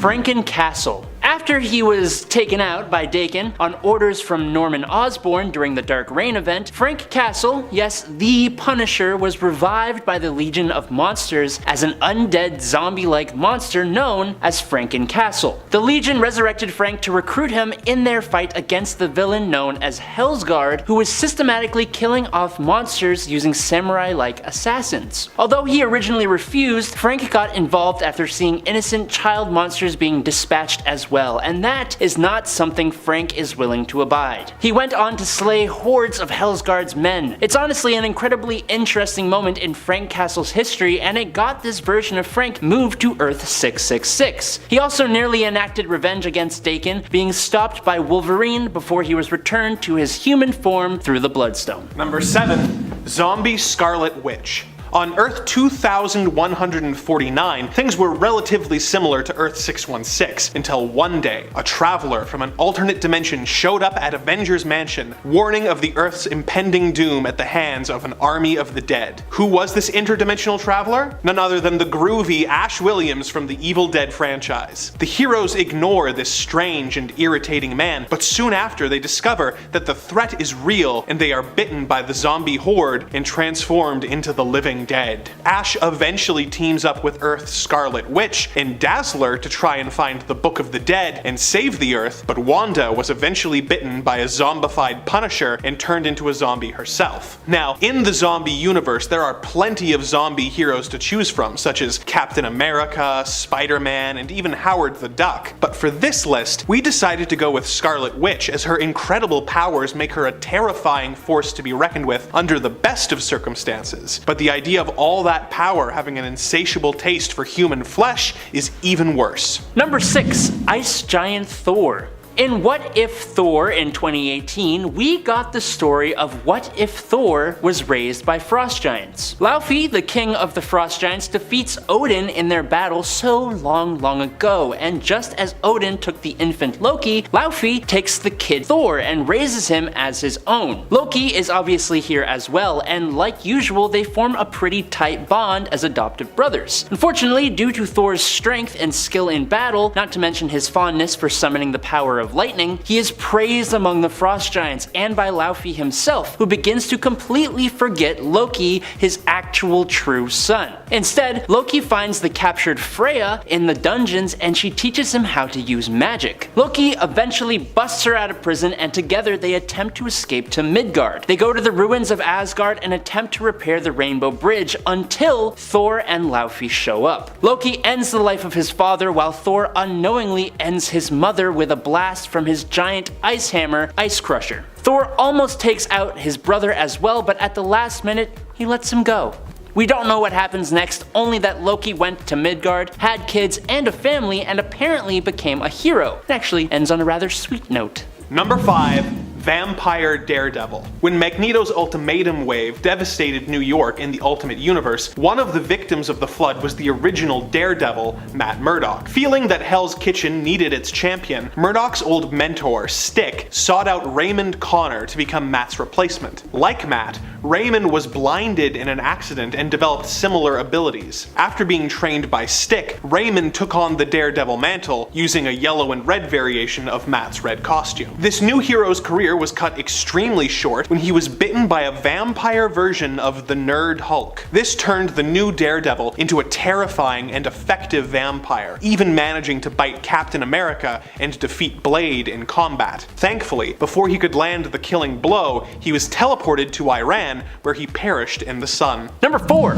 Steel Corpse. In Marvel's Age of X universe, the X-Men never existed to represent mutants, and as a result, the mutant population had become the ultimate enemy. In response to this, the mutant Magneto used his powers to literally steal buildings from New York and form Fortress X, a safe haven for mutant kind. This led to the creation of a team of non-mutant heroes by General Frank Castle and led by Captain America to hunt down this resistance of mutants. Among the members of this team was a version of Iron Man named Steel Corpse. This Iron Man had become infected by a technological virus that fused him with his armor. Inside the armor, Iron Man has slowly been digested by the suit over the decades since he was trapped inside. The worst part is that this group of Avengers eventually decided that they weren't going to attack the mutants who were just trying to survive. So the government takes control of Steel Corpse and forces the suit to attack. It's twisted, it's sick, and it's absolutely terrifying to imagine being slowly consumed by a suit of armor you can literally never escape. Number 3. The Maker. Despite having his flaws, Reed Richards of the Fantastic Four is an important and heroic figure in the Marvel Universe. Despite his heroics, we did witness a spectacular fall from grace for Reed in the Ultimate Comics universe, otherwise known as Earth 1610. In this universe, Magneto created a doomsday weapon called the Ultimatum Wave, which caused a tidal wave that killed thousands of people. This, combined with the stress of the Fantastic Four breaking up and Sue Storm rejecting his marriage proposal, caused Reed to snap and blow up his childhood home to fake his death, killing his family in the process. He went on to use aliens under his control to attack the heroes. He was eventually defeated and disfigured by the Human Torch and flung into the negative zone. Reed returned to Earth and took on the identity of the Maker and set out on a twisted quest to make the world perfect. He killed all the Asgardians in an attempt to understand Thor's power and used antimatter to attack Washington, D.C., killing POTUS, his cabinet, and all of Congress. The Maker went on to do a lot of twisted stuff, fighting the heroes of his own Earth as well as the heroes of Earth 616, proving that if not kept in check by a strong moral compass, Mr. Fantastic's amazing mind can be the ultimate source of terror. Number 2. Space Punisher Hulk. Space Punisher Hulk has only appeared in 2 comic books, but despite that, he has shown that he is completely terrifying. For starters, he is a completely separate entity from Bruce Banner, whose body is literally trapped inside Space Punisher Hulk. This means that nothing that happens to Bruce Banner affects the Hulk. Space Punisher Hulk, while having all the powers of the Hulk, also has an extra set of arms and is quite a bit taller. He is described as a destructive killing machine, well known for destroying spaceships, defeating the Fantastic Four, ripping off the Thing's hand and tying up Mr. Fantastic in a knot in the process. He has taken out Doc Samson with his own hair, bit straight through Sabretooth, and de-lived Deadpool by literally tearing off his head, which shouldn't actually work, but I digress. He defeated and ended the lives of 6 Watchers single-handedly, he broke the leader's back in combat, and he also ripped out Bruce Banner from his own chest. He is virtually invulnerable, seemingly indestructible and invincible. He can move faster than light and pass through barriers of existence and reality. The Hulk is scary on a regular day. Space Punisher Hulk? No thanks, I'm good. Number 1. Spider-Man. On Earth 11,580, Peter Parker was taking a tour of a lab that was conducting radiation experiments on a colony of spiders. Peter fell into the spider habitat and was promptly devoured by the spiders. In an odd twist of fate, not dissimilar to the villain Swarm, the spiders absorbed Peter's consciousness and became a hive mind that formed together to masquerade as a human and fight crime, thus becoming Spider-Man. Spider-Man fought crime for a time, but soon developed a taste for human flesh. The spiders managed to hide this for a time and were recruited by the superior Spider-Man in his multiversal quest to defeat the villainous Inheritors. He eventually betrayed Otto by joining forces with the Norman Osborn Spider-Man of Earth 44,145 to try and destroy the Web of Life. This plan failed, but Spider-Man did manage to spread his spiders across the multiverse, giving them a foothold in every different reality. Coming in at number 10, 1602. In this alternate Earth, or alternate timeline,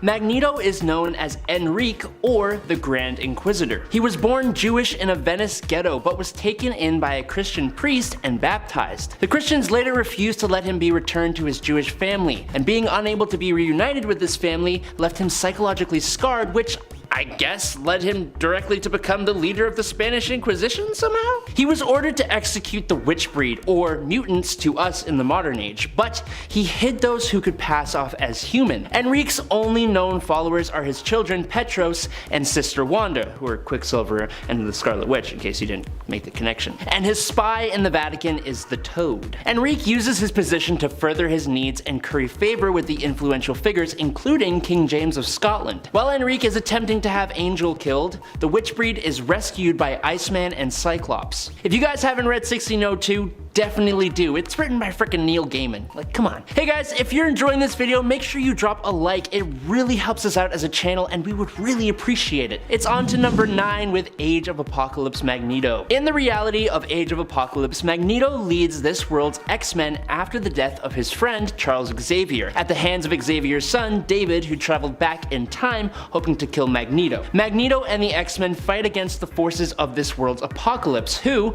without the interference of Xavier, was able to take over North America. Magneto's team is composed not only of the X-Men, but also includes mutants like Sabretooth and other not so good guys. In this timeline, Magneto is married to the mutant Rogue, and together they have a son they named Charles. Magneto and this Charles are later personally captured by Apocalypse himself, though they are rescued by Rogue and the other X-Men, including Nate Gray, who raid Apocalypse's citadel in a desperate final attempt to save all of reality from Macron crystallization. The end fight between Apocalypse and Magneto in this story is so awesome, and Magneto like literally tears the celestial technology out of him. It's just super cool. Number 8, Magneto. On Earth 982, the Age of Heroes happened about 15 years earlier than on Earth 616, meaning most of the events, history, and character history associated with the heroes of Earth 616 also happened 15 years before. As such, a lot of the superheroes of the past, the ones you and I know,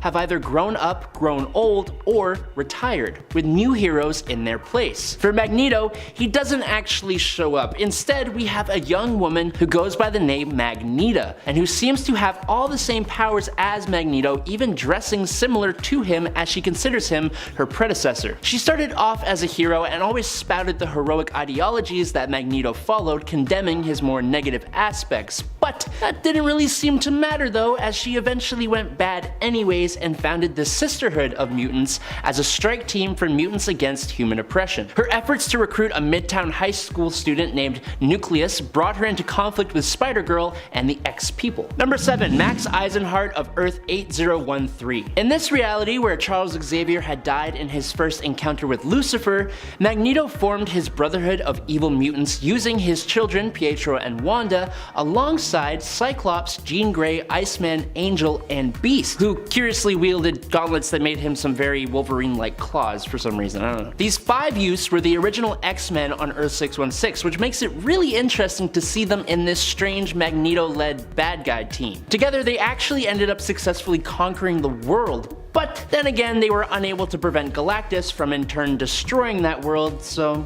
But hey, you win some, you lose some, you know? I don't know. Number 6. What if Magneto ruled all mutants? In this what if story from 1996, Magneto leads mutant kind as they float above Earth in space on a sanctuary Magneto established called Avalon. Magneto had decided to let his mutants rule themselves so that he wouldn't be a dictator to them. Unfortunately, a large group of mutants had divided themselves into 2 warring factions known as the Isolationists, who wanted to move Avalon to another star system, and the Annihilates, who wanted to go the easier route of destroying humanity and just taking the Earth for themselves. Magneto had to stop the 2 factions from fighting when they nearly destroyed Avalon. Later, after the birth of the first child on Avalon, Magneto actually manipulated events in order to unite the 2 warring factions together, but on the outside he acted as though he was done trying to get them to work together. What If number 85 from 1996 is certainly an interesting story, and you should definitely check it out. Number 5. Age of X. Max Eisenhart from Earth 11326 proved to be a master strategist and a radical leader in a fight against the human race. He was a key figure in organizing resistance movements, protests, and he was the leader of both the Brotherhood and the Acolytes. He also supplied the Mutant Liberation Front with intel and logistical support. Now, similar to his Ultimate Universe counterpart, he once attempted to reverse the Earth's magnetic poles, and he would have succeeded if it hadn't been for Tony Stark and Reed Richards, who created technology that thwarted his plans and prevented any further attempts. One of his biggest feats though would be the creation of Fortress X. Magneto, using his powers, literally stole several skyscrapers from New York City and put them together to create a mutant safe haven. It was both a show of force and a mutant rallying cry. Now, after the incursions, this version of Magneto would actually go on to play a key role in the Battleworld Red Skull Volume 2 storyline. Definitely a good read there, check it out. Number 4. Heroes Reborn. Heroes Reborn Magneto and the Mutant Force Volume 1 on Earth TRN 852 gives us a version of Magneto who set up yet another mutant sanctuary in the form of Island M, and founded and led a team known as the Mutant Force, consisting of Frenzy, Jubilee, Rogue, Sabra, Mr. 1, and Mr. 2, including himself. During a mutant protest against mutant registration, a fight broke out with the Squadron Supreme of America, who are like a Marvel's Comics Justice League, if that makes sense. During the fight, Power Princess, who was basically Wonder Woman, killed Professor X and paralyzed Magneto after hitting him in the spine. Magneto, affected by the passing of Xavier, and who kind of took on his whole wheelchair thing, vowed to aid mutants against human oppression. This Magneto variation actually gets his body taken over by Cassandra Nova in a crazy twist of events, and honestly, the whole story is a wild ride from start to finish. Number 3. Ultimate Universe. Everything in the Ultimate Marvel Universe, or Earth 1610, is more extreme for better or for worse. While some fans hate this version of Magneto for being a straight up villain and not the anti-hero the character has become, it is almost impossible to deny that he does show just what Magneto is totally capable of. This version of Magneto is significantly darker and more cynical than the mainstream version, regarding all humans with utter and unwavering disdain and likening them to insects. On several occasions, he has attempted to carry out extreme genocidal plans for the human population using the noticeably larger Brotherhood of Mutants he is in control of. This Magneto has displayed enough power to defeat the Ultimates, including Thor, a literal god, twice. And he was even successfully able to reverse the magnetic poles of the Earth, resulting in the Ultimatum event that was supposed to end the Ultimate Universe but didn't for some reason, I don't know. Number 2, Brother Mutant. If you are a comic book fan, which I hope you are considering you've made it this far in the video, I highly encourage you to check out the Exiles team if you haven't already. They are a reality hopping team of heroes and sometimes villains that go around trying to fix fractured realities. One such reality that multiple teams of specifically alternate versions of Wolverine have been trying to save would be Earth 127. This reality was one of the many that was accidentally fractured by the explorations of the Timebreakers, and has a few gender-swapped characters including Magneto and his children. On this world, the Scarlet Warlock attempted to transfer the adamantium skeleton of 127's Wolverine into his mother, Magneto, but the Warlock's hex powers inadvertently merged himself, his mother Magneto, his sister Quicksilver, and the mutant Mesmero with Wolverine, creating an entirely new and extremely powerful entity known as Brother Mutant, who sought to take over the world. And in at number 1 is Magneto from House of M. When the forces of Professor X, the Avengers, and the X-Men arrived to defeat or defend the Scarlet Witch, due to her unstable mind and powers, and the influence of her brother, she caused a white flash to go off and used her powers to change reality. Mutants were no longer the minority, free to use their powers, living as proud mutants.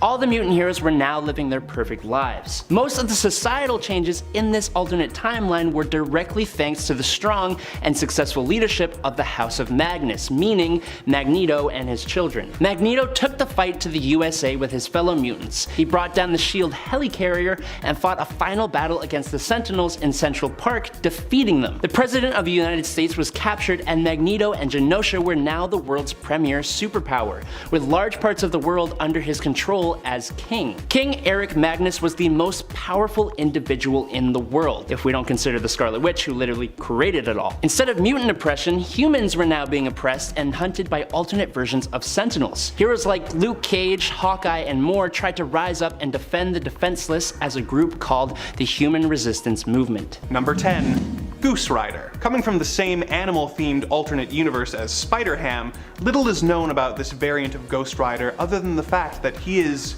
a goose. This may not seem very powerful to some of you, but anyone who has ever dealt with a Canada goose knows how truly dangerous, despicable, and vengeful they can be. The idea of one of these awful creatures also being granted the powers of Ghost Rider is a truly terrifying thing to contemplate, and worth at least the number 10 spot on this list. Number 9. Ghost Rider 2099. The Ghost Rider of the year 2099 is actually the only entry on this list that doesn't get their powers from any demonic source. Zero Cochrane is instead a young computer hacker who was murdered by a rival street gang while out on a hacking mission. In an origin story not dissimilar to Chucky from Child's Play, Zero managed to download his mind into the internet before dying. He was greeted by a group of digital beings who sent him back in a robot body. Realizing that the robo body resembled the original Ghost Rider, Zero decided to take on the identity despite not technically being a Ghost Rider. Zero's power grid in the official handbook of the Marvel Universe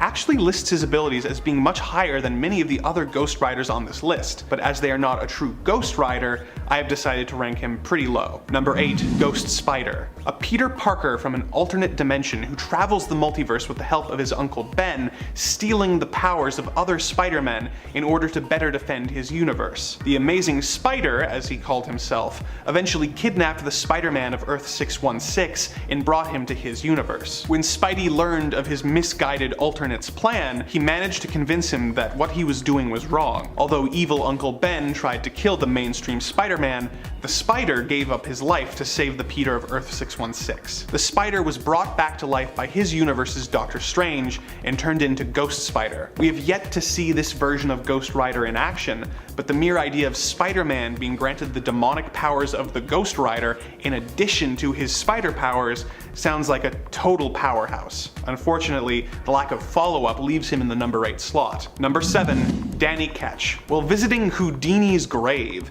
Danny Ketch and his sister were caught in the crossfire of a gang war. While hiding with his injured sister, Danny came across a motorbike with a glowing gas cap. The gas cap turned out to be a mystical amulet, which transformed him into Ghost Rider. In addition to the usual Ghost Rider powers, Danny is also able to transform into a spirit of corruption, giving him an armored appearance and giving him the ability to fight the spirits of vengeance. While he is a beloved incarnation of the character, there there are other versions who are more powerful, even if they aren't as interesting of a character, which is why Danny is relatively low on the ranking. Number 6. Caleb. A Civil War era black man, Caleb was able to purchase his and his family's freedom and set up a life for himself on a farm. Aided by his friend Travis, a former Confederate soldier who Caleb had saved the life of, he was able to set up a pretty good life for himself. Unfortunately, a gang led by a man named George Regan killed Caleb and his family in a racist attack. Caleb was brought back as a Ghost Rider and teamed up with Travis to hunt down the men who had destroyed his family and get his revenge. Because of the personal nature of his mission, Caleb has a determination that makes him truly terrifying to behold. He has all of the standard Ghost Rider powers, such as the flaming skull and the penance stare,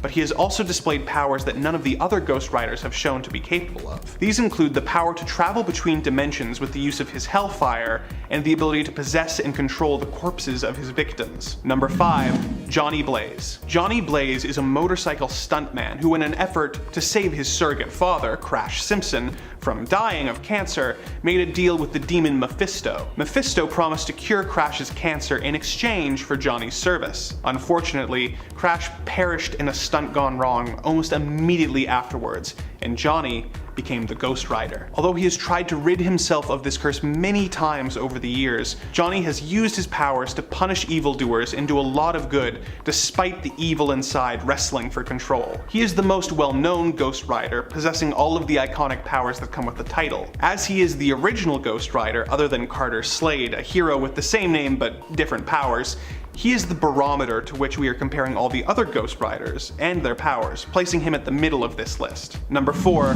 Alejandra Jones. When Johnny Blaze gave up the Ghost Rider curse, the spirit of vengeance transferred to Alejandra Jones. Jones had trained her entire life for the opportunity to become a Ghost Rider so that she could punish the sins of humanity. Because of this training, she was able to be an extremely powerful Ghost Rider, although she lost a huge amount of this power when Johnny Blaze reclaimed the Ghost Rider identity. For the time she had it, she was incredibly strong. She had the power within her to be transformed into a kind of bomb who wiped out all of the sins of everyone in Nicaragua. Number 3.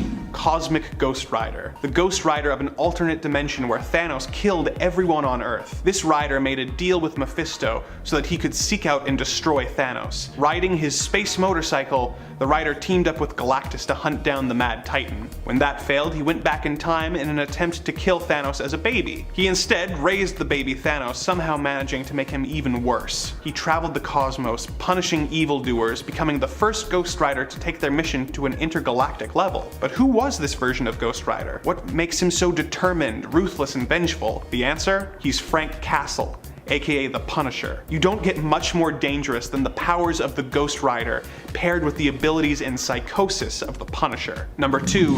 Robbie Reyes. Robbie Reyes was a street racer charged with taking care of his little brother Gabe, until one night he was killed in a carjacking gone wrong. Thankfully for him, his car was haunted by the ghost of his sadistic uncle Eli, who revived him and transformed him into Ghost Rider. Robbie now spends his time fighting evil, trying to be a good role model for his brother, and battling the spirit of his uncle in order to try and prevent himself from becoming a force for destruction. He has comparable power levels to other Ghost Riders in most areas, but ability to teleport pushes his stats up considerably, moving him near to the top. Number 1. Red Hulk. On a list that's focused purely on power levels, it's hard to imagine a more powerful combination than the one that occurred in the Secret of Four storyline. When Mephisto's son, Blackheart, enacted an evil plan to literally bring hell to Earth, the Alejandra Jones Ghost Rider, X-23, Agent Venom, and the Red Hulk were there to take him on. When this wasn't enough, the team decided that the best course of action